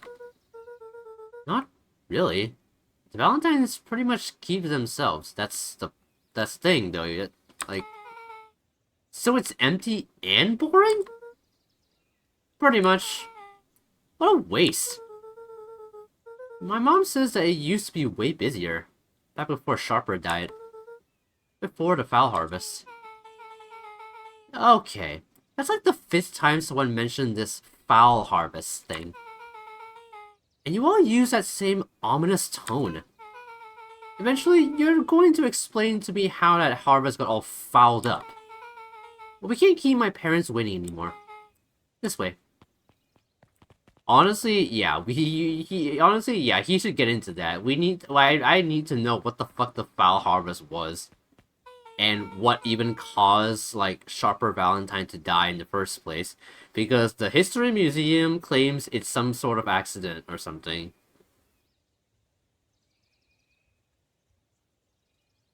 It could be like some kind of chemical spill or something. Maybe it's like this town's version of Chernobyl.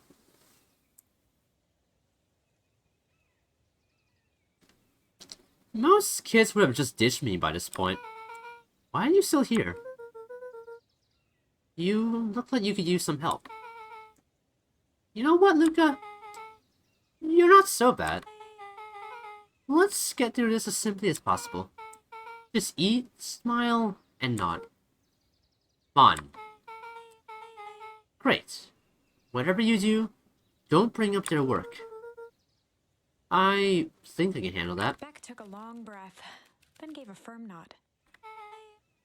Here goes nothing.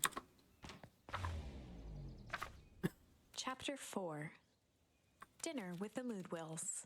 The Mood Ilona Wills. Moodwill was worried about change. A gardener at heart, she understood the necessity of change, relied on it even. But there was a difference between the controlled world of her plants and this cluttered cottage in a strange town. Almost done. Nellie was a blur of activity, digging through boxes. Sorry, love, couldn't find the dishes. We'll have to make do with paper plates.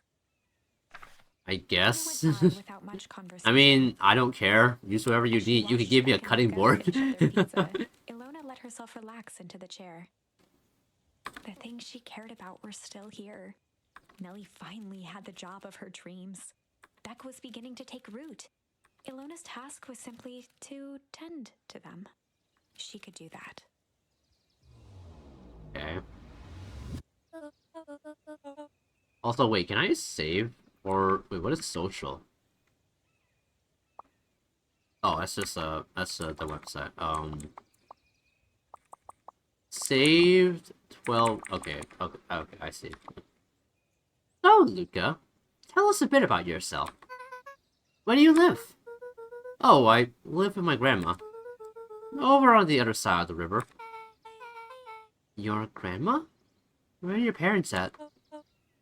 Beck? Manners. Yeah, it's alright.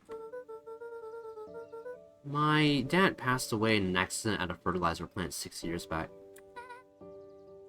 Oh dear. My mom's been missing for a few months now.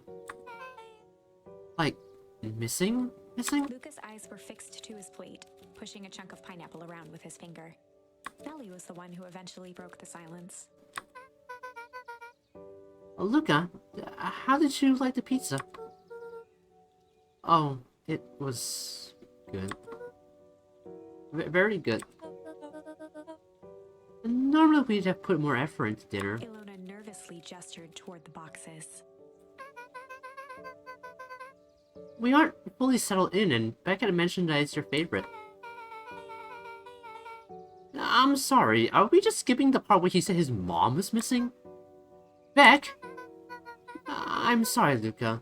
This move has made us all a little tired. Luca wiped his face with his sleeve. No, it's fine.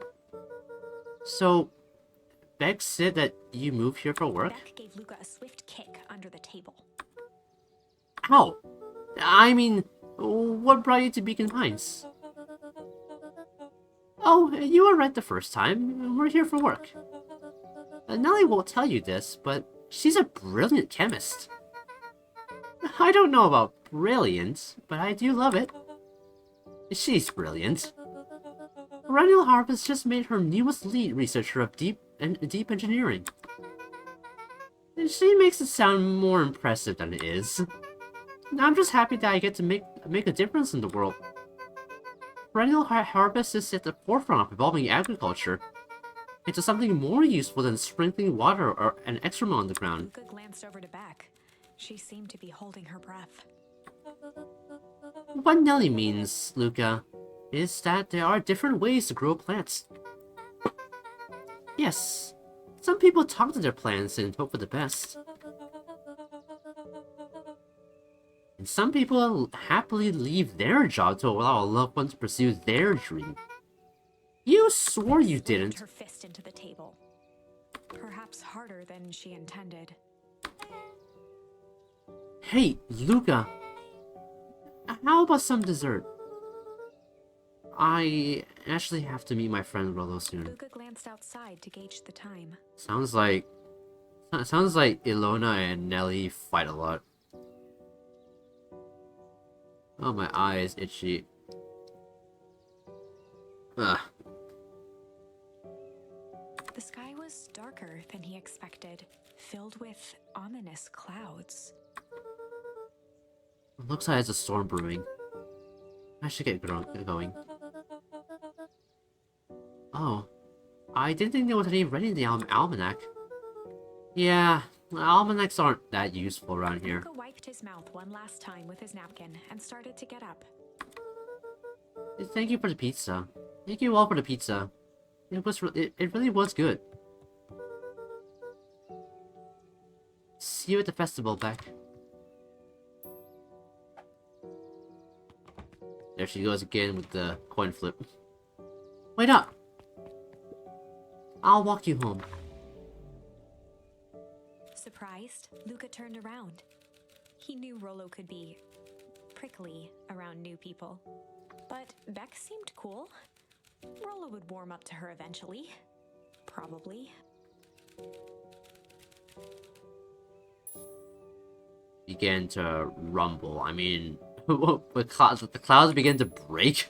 That doesn't even make any sense. How does a cloud break? But the sky answered for him as the clouds above began to rumble with ominous thunder.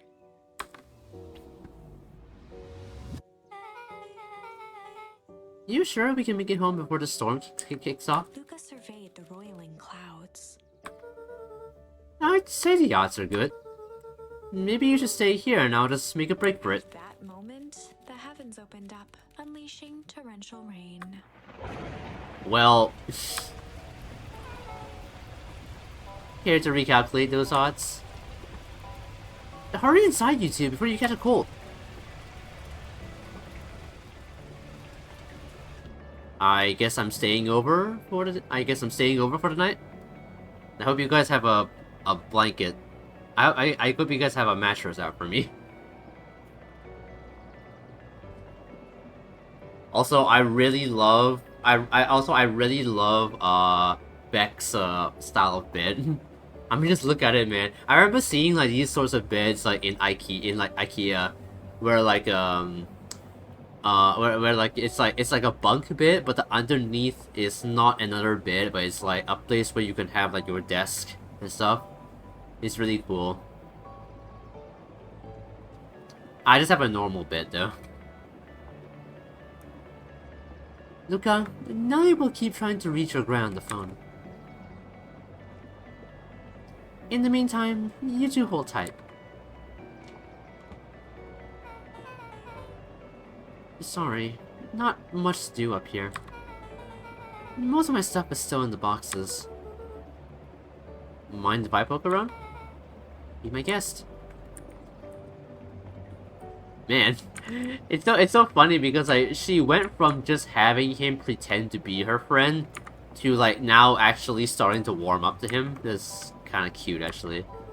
It's really wholesome. Oh, wow. Rollo and I have a radio just like this at the treehouse. Probably not exactly like this one. My mom and I tore the whole thing down to the bolts. We fitted it with some state-of-the-art vacuum tubes.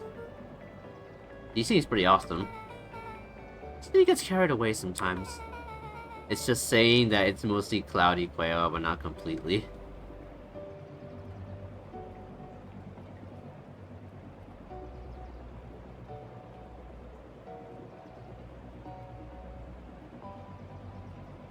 Sorry, I was just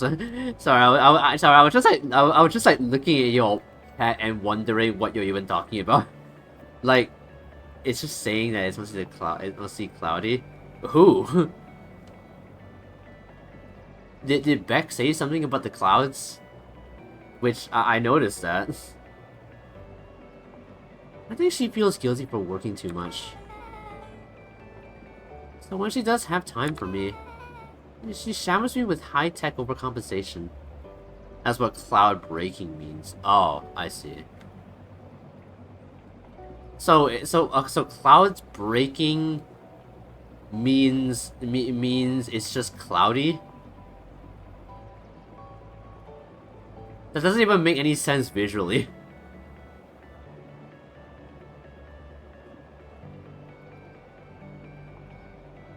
Because to me, a cloud, to me a cloud breaking, I'm imagining a clouds opening up. That's not what I imagine when I imagine a cloudy sky.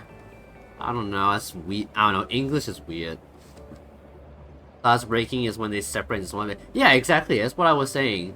Like, like, if I heard clouds breaking, I would imagine it's clouds like separating into like smaller pieces, not just a cloudy sky, you know. Also, hello Eternal, welcome to the stream. How are you doing today? Or you've been looking. But yeah, how are you doing? How's your Friday going so far? I mean, it's technically Saturday right now because at least for me because it's 1 a.m. now. But yeah, how are you doing today? We are playing Beacon Pines tonight. I might be ending soon though. I'll just play it for like maybe like 10 more minutes and then I'll probably end stream. This game is actually quite long.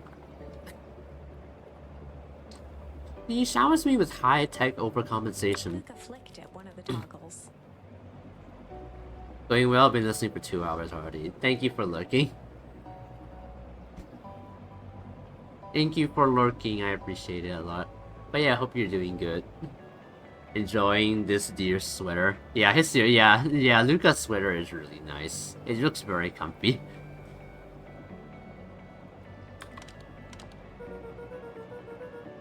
I bet you can get all sorts of stations on this. Not out here in the boonies. You wouldn't believe the stuff I could pick up back in the city. But around here, it's all farm reports and static. Ah, shucks. I do want to know, though, like, you guys, would you guys rather stay in a city or, like, a town? Because I personally feel like I'm more of a city guy. I don't know why, but just being in, like, a town like this, I don't know, to me it feels very isolating, and maybe some people like that, but I don't know. Even though, like, I don't even leave the house that much, just knowing that there are people around somehow puts me at ease. But a town just feels like you're cut off from society, at least to me. But I don't know, some people might like that. Because yeah, I guess cities can be quite noisy and also like pretty busy as well. So I can understand why some people would like a more isolated like place of residence, like a town, like a smaller town like Beacon Pines. But I don't know, that's just something, I don't know. Even though like a city is like quite busy, I do feel like I'm more of like a city person, just because like I like being able to just be around, be in a place like a city. But I don't know. Actually, I don't know. Maybe it's just because I just like being around technology, and a city seems to be more likely to have technology than a small town. But I don't know, I've never lived in a small town, so maybe small towns are more technologically advanced than I think. Because whenever I think of a small town, I tend to think of it like more, I mean, I definitely don't think towns are like super cut off from modern society, but I feel like they don't have like maybe the same amount, the same level of like technological advances compared to a city. And as someone whose life kind of revolves around technology, that feels like a little bit of a drawback for me. But I don't know. Means it's cloudy, but you can see pieces of sunlight in certain spots, so kind of like a storm sign to end. Huh, I see. Okay. Isolation is kind of nice. Probably town or countryside. I see. I guess you guys probably just like the peace of it all, which I get it. Luca bent down to examine the bouquet of wilting flowers. Judging by the odor, they were well past their prime. Pungent. He flipped open the attached card. Happy trails from Coach Walker and all the Fairview Condors. Boy, you weren't kidding about poking around, huh? Oh, sorry. Was this one your old school? The most recent one, yeah. Some schools gave me going away cards. Some did flowers. When they're really trying to feel good about themselves, they do both. So, you moved a lot. Yeah, that's the thing with having a brilliant parent. There's always a better job somewhere else. Dang. These flowers would last longer if you put them in some water. That's the sort of thing I would do if I cared. Well, you care to keep them, is all. You care enough to keep them, is all.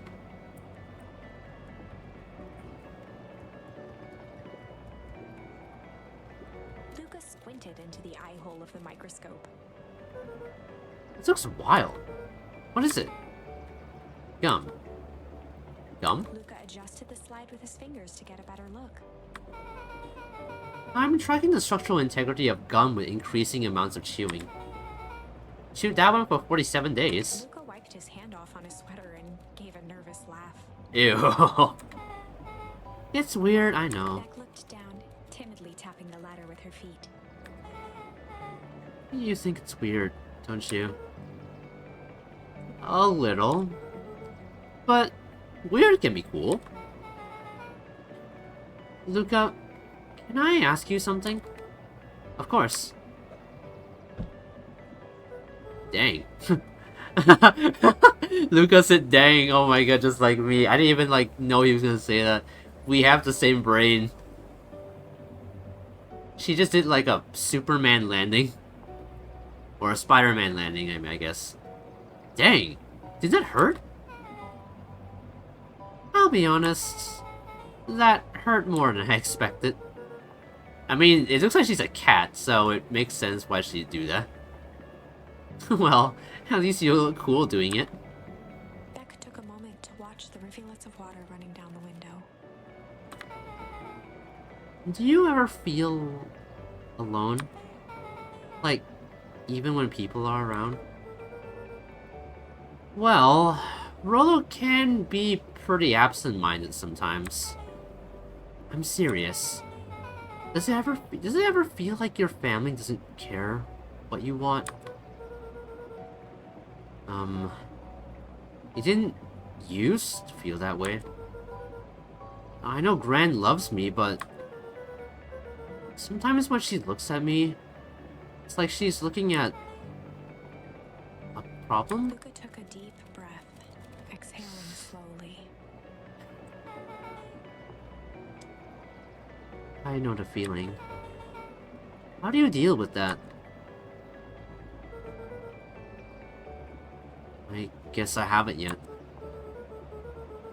But one thing my dad told me was that one thing my dad told me when I was little, don't hold a grudge, especially against yourself. If you try to hold it all in, you're gonna pop.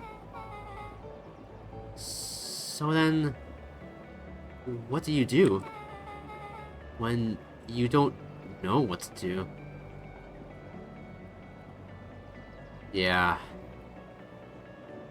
I ask that sort of question. I ask myself that question all the time. 'Cause I often feel like I just don't know what to do. I just feel like lost a lot of the time. I guess the one thing that I do is that I do journal stuff from time to time. I do have a Word document out that I just like write out any random thoughts that I have if I'm just feeling something. That's what I do.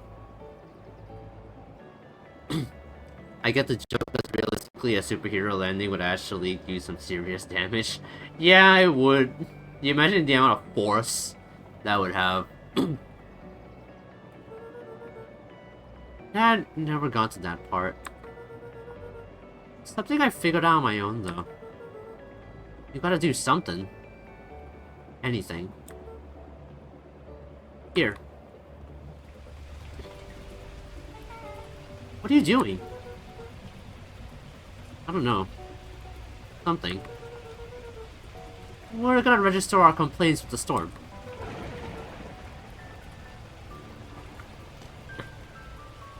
Listen here, you miserable universe. Stop jerking me around. I just want things to go back to the way they were. Everyone tells me it's going to be alright. That things are gonna change. Out a feral scream that echoed into the night.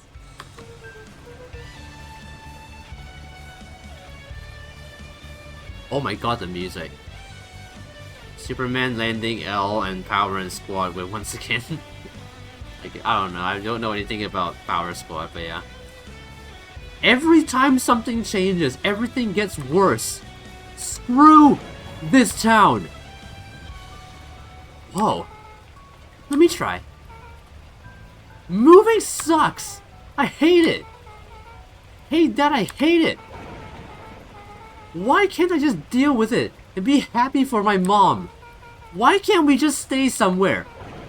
Rah! Voice dropped to a trembling whisper. I am trying so hard to yell without yelling because it's like 1 in the morning right now and both my mom and my sister are asleep. I don't want to wake them. This is why I need to soundproof my room so I can yell as loud as I want without waking anyone, because I usually stream at night.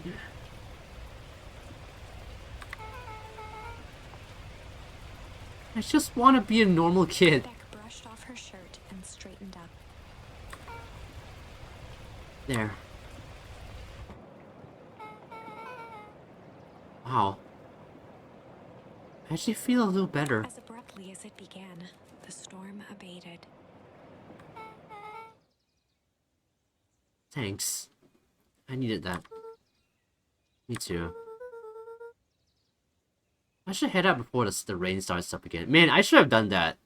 I should have done that, honestly. I should have done that venting technique. I was home alone today. I could have done that. I could have just screamed. I was home alone for most of the day today. I should have just vented my frustrations by screaming. And my parents' room seems to be the most soundproofed out of all the rooms, so I could have just gone in there and just yelled out my frustrations, because I have quite a bit. Soundproofing your room would enable the possibility a possibility of the night that's hollow inside. Wait, what? Oh. I don't know. Maybe. I'll just be raging all the way. Maybe you can put your mattress against your door. Oh wait, too small. Did you see? I can tell you saw my most recent short. Yeah, I talked about that. I mean, I don't even want to do that in the first place. I don't even want to do that in the first place because it's just way too much effort for a single stream. Especially considering how hard it is to lift my mattress and prop it up against anything. That's just way too much effort. I'm not doing that shit. I don't want to take apart my entire bed just to be able to soundproof my room. I'd rather just go and find some panels or something. I should head out before the rain starts up again. Sure. I'll walk you out. See you and Rolo at the festival? Sounds good. Luca, don't let the universe trick you around. Beck gave Luca a light thump on the arm before heading in. Chapter 5. Bye, Beck. Friendly Feud. The air was heavy with the hard rain's residue. The smell of wet things. Despite his dreary surroundings, Luca felt at peace. He'd never shared those details about his dad with anyone. Not even Rollo. But it's not like this changed anything. Rollo was still his best friend. Adding Beck to the group would help balance things out. Everything's better in threes. Yeah, that's the thing. I guess perhaps Rollo can be the guy that brings fun to the group, and Beck is someone you can confide in if you ever needed anything to vent out, because she seems like she's a good listener. I guess Beck just had that vibe to her that how do I say it? I guess it's because like Beck was dealing with a lot of her own problems, so it made her very relatable to. It made her very relatable to Luca, who was dealing with his problems with his family as well. So it really it really gave like Luca like an outlet for him to kind of express himself more intimately in a way where maybe Rolo might not be the best. And I guess it's not to say that Rolo is like a bad friend or anything. It's just Rolo might not have been like the best fit for such a conversation. But Beck is much different in the way that she's kind of like an emotional outlet. And I guess Beck probably sees Luca in like a similar fashion where like because like Luca having his own problems, Beck having her problems, like the two seem to kind of like have this bond where like they can kind of relate to each other like with dealing with their own problems, you know, in their own separate ways. Like Luca dealing with his missing mom and his father who passed away way too soon. Beck is dealing with constantly moving, being unable to like have any long term friends because she's constantly moving because of her mom's job. It actually reminds me. Actually, Beck's situation actually reminds me of a chapter from the manga Komi Can't Communicate, where I remember there was this chapter where a girl was where like a girl was well it was staying at Komi's house for a few days. And over time, Komi and this girl developed like a bond, and then we find out that this girl, due to some circumstances, like it required her to keep moving from place to place, and because of that, she was unable to make any like close friends because she didn't stay long. She wasn't able to stay in one place long enough to really develop those relationships, and and because of that, she kind of made it so that she refused to form any close relationships with anyone she met at that point because she didn't want to get hurt from being separated from a friend that she could no longer be close to when even when she has to eventually move.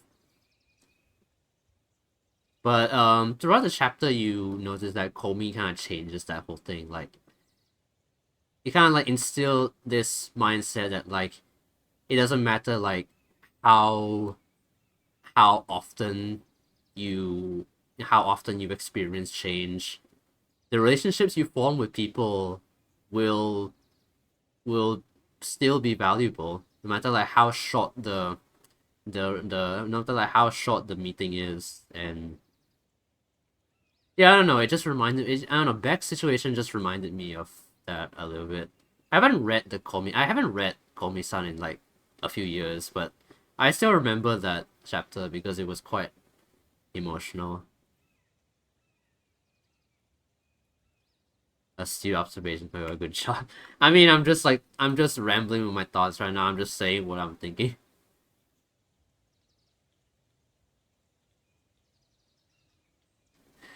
Thank you for the hit, Pet Schemer. This is what Luca told himself as he headed to the treehouse.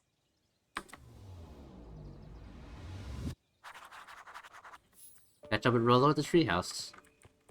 Okay, I am going to go ahead and just walk there. Oh, hey. Oh, hey. It's, what's your name again? Oh, Dawn. Hey, Dawn. Tracking down a lead? You bet. I heard a juicy new rumor. Turns out, when Sharper Valentine died, he left behind a peculiar last will and testament. Peculiar how? He didn't just give his kids an inheritance. There were conditions. Like, what? Documents stipulated that Harris had to take on a child as reward. A kid our age, who just showed up to town one night with a lawyer. Solomon? Bingo! So, Harris was forced to take care of him? Yep. Or she would have lost everything. Why would Sharper care so much about some random kid?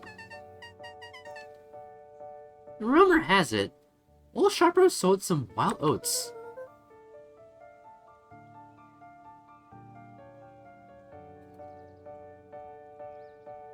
That explains the way Harris treats him. Or Solomon.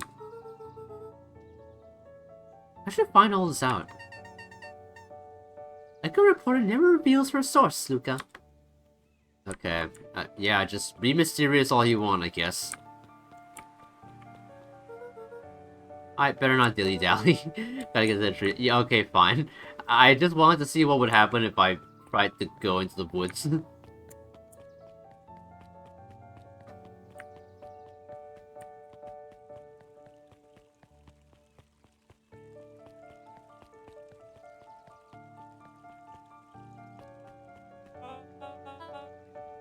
Excuse me, what are you doing? Just locking up for the night, sir. Oh, wonderful. I can only assume this means all festival preparations have been completed ahead of schedule. Not exactly, sir. The storm set us back a bit, and it's getting late, so we all decided to... You all decided? Yes, sir. I was unaware that your job involved deciding things. We are all here at Perennial Harvest because we believe in creating a better future, yes? Yes, sir. Very much, sir. Do you want to be the one to tell this town that we failed them? No. That we gave up because there was a little rainstorm and we all got sleepy. I gotta head out and finish some work. I'll probably see you next week, hopefully. Oh, not tomorrow? Well, I guess we all have some work to do, so... Yeah, good luck on your work, man. Hope to see you, in another stream soon, perhaps.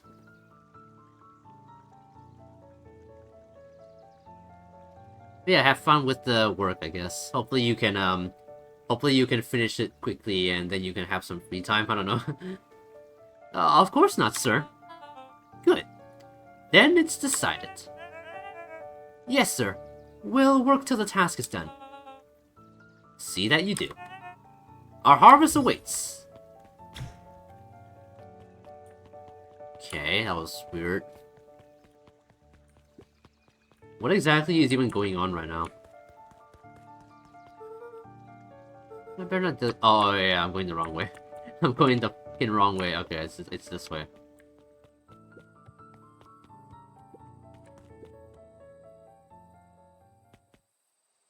Oh.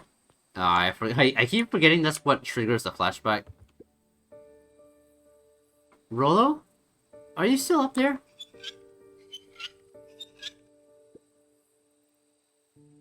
I'm sorry. Rollo isn't accepting visitors at the moment.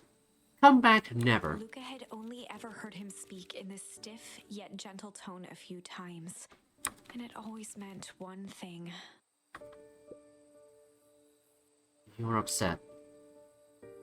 Oh? What makes you say that? Maybe because my best friend abandoned me for no reason? I didn't abandon you. I'm just a little late. Rollo scoffed. The rain held me up. Liar! You weren't even home! What? Someone got bad and I got worried. So I went looking for you. Imagine my surprise when I made it to your house, and you weren't there. I hadn't made it back yet. I'm not a fool, Luca. It doesn't take all day to deliver some jam. No, that storm rolled in out of nowhere. And I got stuck after dinner at Beck's house. Luca stumbled on his words, knowing he'd said too much. Beck? Dinner? What the heck is a Beck? She's a new kid in town. She's actually kind of cool. You like her. She needed help convincing her parents that she made new friends. New friends? I spent all day waiting for you, and you were off making new friends? If you stream tomorrow, I probably will join. Okay, I mean you don't need to join if you're too I mean if you don't have to join if you feel like you have to take care of other things first. It's just it would be nice if just it would be nice to see you here, you know. It's not like that, Rolo. You know, while I was waiting, I made some upgrades to mission control. It was gonna be a surprise.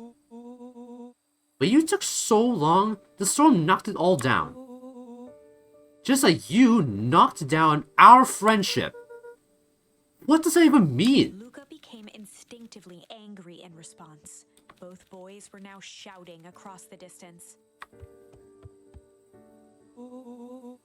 It means you're a bad friend. You don't care about me. Of course I care, you ass! I knew I'd get in trouble waiting so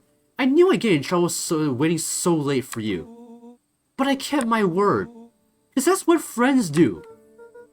Oh wow, what a noble sacrifice you made. Easy for you to say. Your grand doesn't even care. You can stay out as long as you want, and you wouldn't even get in trouble. Seriously? You're acting like I chose this? That's what you think? Then maybe you're the bad friend. His tone changed to a calm, yet more intense anger. Maybe Pa is right. Storms bring more than water. This one brought out the real Luca.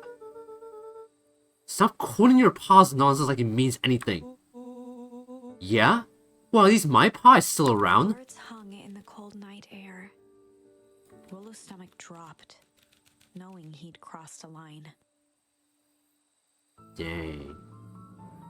But it was too late. Luca, Good night, Rolo. Dang it.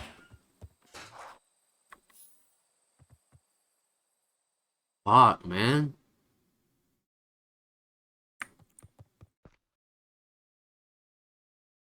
Yeah, I did not think that would actually get that intense. Holy shit, like...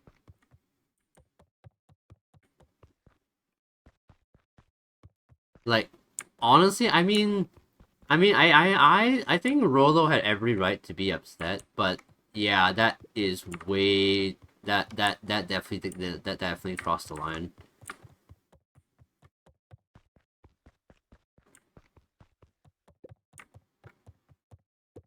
Holy shit. God, that shot could be heard around the world. Luca dug through his old stuff, not even sure what he was looking for. On a ball. Whoa. What a jerk.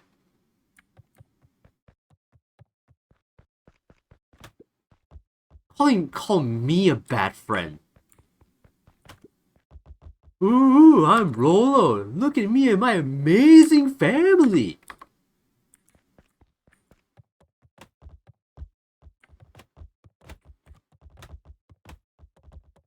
Yeah, kick that ball. Kick that ball in anger like you mean it.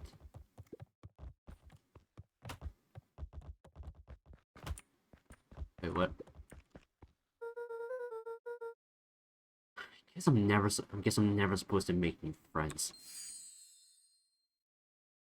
Wait. Okay. Gran cooed gently from the hallway.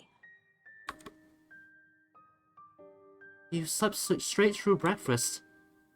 Luca, are you alright? I'm fine. I just don't feel like getting up yet. Okay. I'll leave this oatmeal by the door. I've gotta run out and take care of some things. Okay.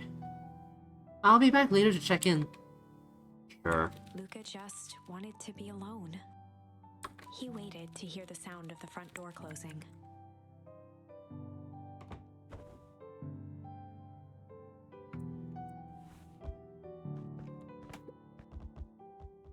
I bet Rolo's still gonna go to the festival.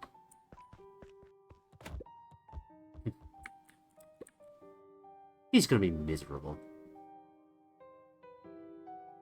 I'm just saying he didn't pull out the pistol, he pulled out the sniper rifle with the infrared laser sight.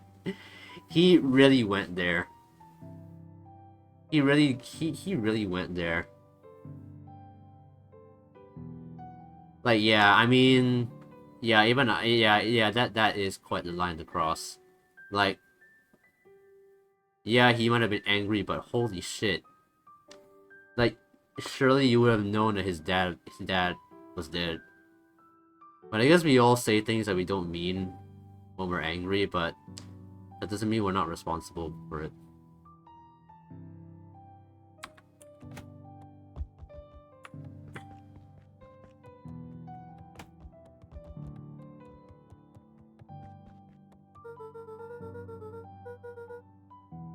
Rolo thinks I'm still going to the festival with him. He can shove it.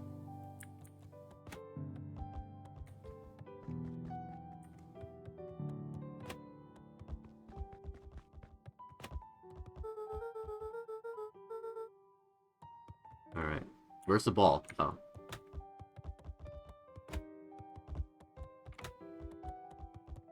I like how the ball goes through the bed. Yeah, just wallowing. Luca dozed off again. Luca, I see you didn't eat your oatmeal. Wasn't hungry. Well, just in case you get hungry, I'll leave a sandwich here too. Thanks. Rolo came by. What did he say? He wanted to talk to you. What did you say? I told him you weren't feeling well. Good. So your plan is just to sit in your room all day? Pretty much. Well, I need to pop away again for a minute. If you decide to end your pity party and go outside, I think it'd do you some good. Noted. Lucas still couldn't bring himself to go out. Besides, if he ran into Rolo, he'd have to actually confront the situation.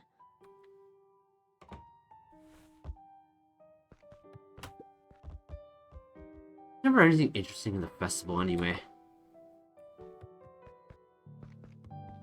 Okay, the game is telling me to kick the ball up there or something?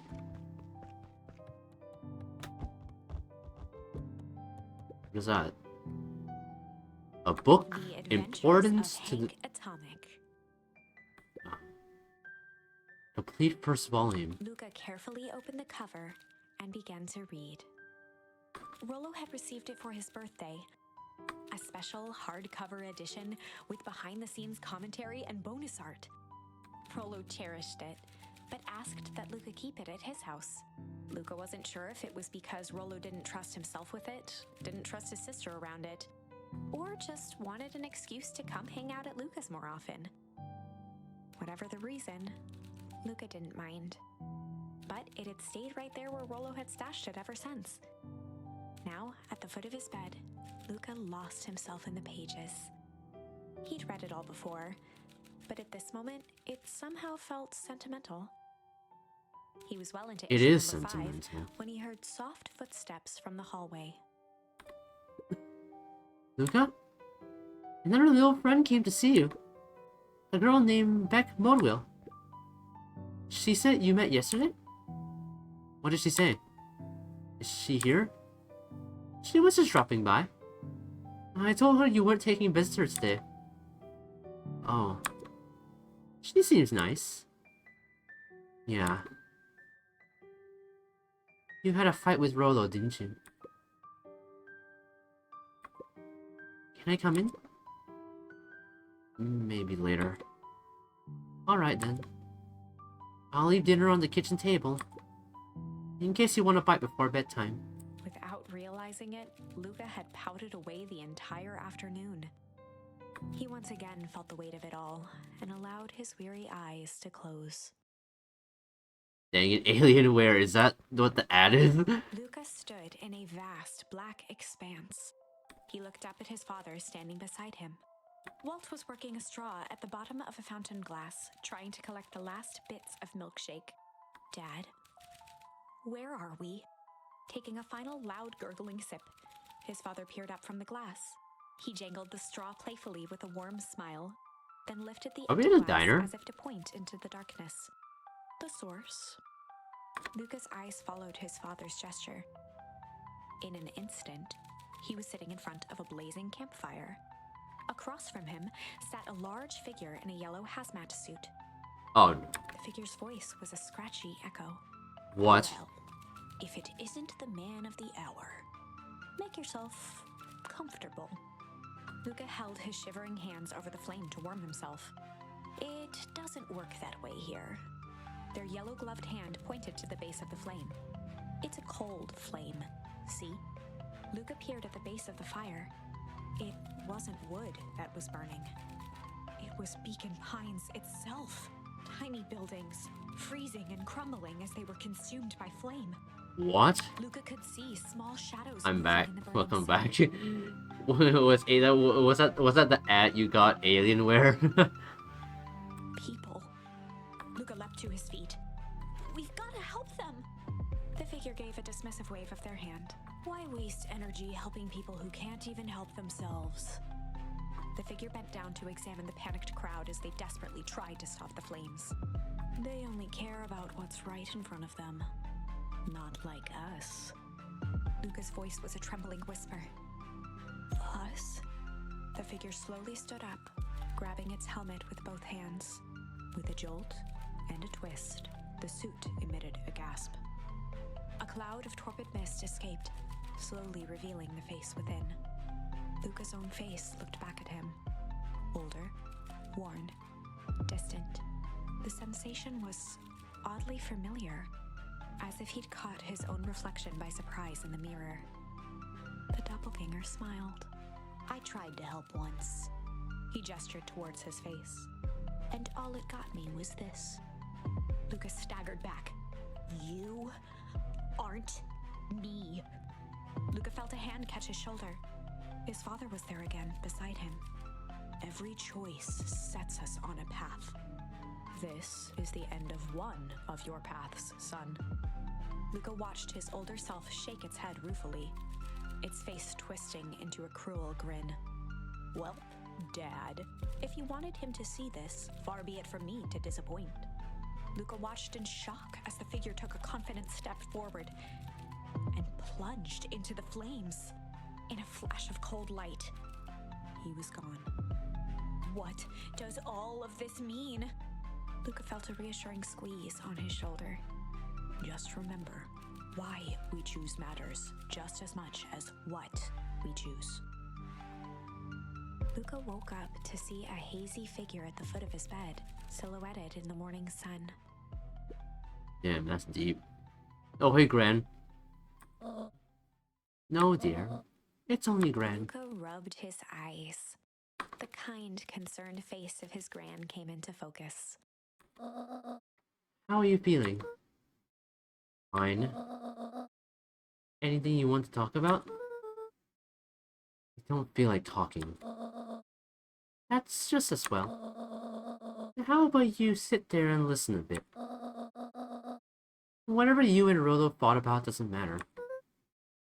But Gran silenced Luca with a gentle pat on the leg. Fights between friends happen. What was said doesn't matter. The important thing is that it's not the last thing you ever say to each other. But he said stuff about Dad. Well, do you think he meant it? No. He was just mad. Mm-hmm. And did you mean any of the things you said to him? No. Good. One must appreciate their friends in their best moments, and accept them in their worst.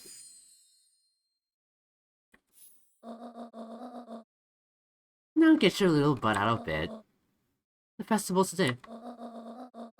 You don't want to miss that, do you? I guess not. Seems like a good opportunity to make amends with Rolo, doesn't it? Luca gave a reluctant nod. So buy him a corn dog and apologize. But he's the one that... What did I just say? I am a corn dog. That's a good point. Everything's better with corn dogs. I need to get going now. Got some last minute festival business to take care of. I'll come find you at the fountain a little after lunch. Right. I love you, Luca. You too. Luca took a deep breath. Okay. Chapter 6. Through thick and thin. Despite Luca's bitterness, Gran was right. He needed to hash things out with Rollo. A big fight changes the nature of a friendship. Whether, in the end, it is for the better or for the worse, all comes down to understanding. If one is not careful, the same familiarity that builds the strongest of bonds can become the wrecking ball that shatters them. Luca emerged from seclusion, taking in the crisp festival air. But the events of the day weren't on his mind. He had to find Rollo. Oh man. Yeah, I think that's like the furthest we've ever gone into in regards to the chapters. Yeah. I don't know when like the next like going back in time event will happen. But yeah, I'm not sure. But I think in this timeline, we are not actually aware that our Gran is like part of like this weird conspiracy. I think I'm gonna go ahead and leave it here because yeah, it's been a good 4 hours. So I think I'm gonna go ahead and continue this game tomorrow. So yeah, hopefully see you guys then. Let's see what happens if I exit. Okay, the game just kinda like just closes. Okay. Cool, I guess. Alright. Yeah, alright. I'm gonna go and look for someone to raid. Hopefully I can find maybe like a good art stream or something, like a chill little like stream or something like that. Yeah. So far I'm really enjoying Beacon Pines. I really like the art style. And the game has like some really like nice like storytelling. It's really cool and I really like it a lot. I'm really liking the game thus far. I do actually want to know like what the resolution is gonna be because we're definitely like going to find out something like really horrid, I think, about we're probably gonna find out something really horrid about what's been going on in that warehouse. But we don't know exactly what, so we don't know, and who knows like how many times we have to kind of go back in time to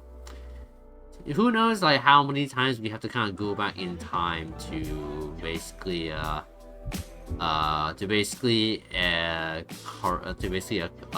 kind of get the correct option, I guess. Because it seemed because there's a lot of branching of paths that like lead to its own ending, and and a lot of them lead to just like a bad ending, so you kind of have to go back in time to kind of like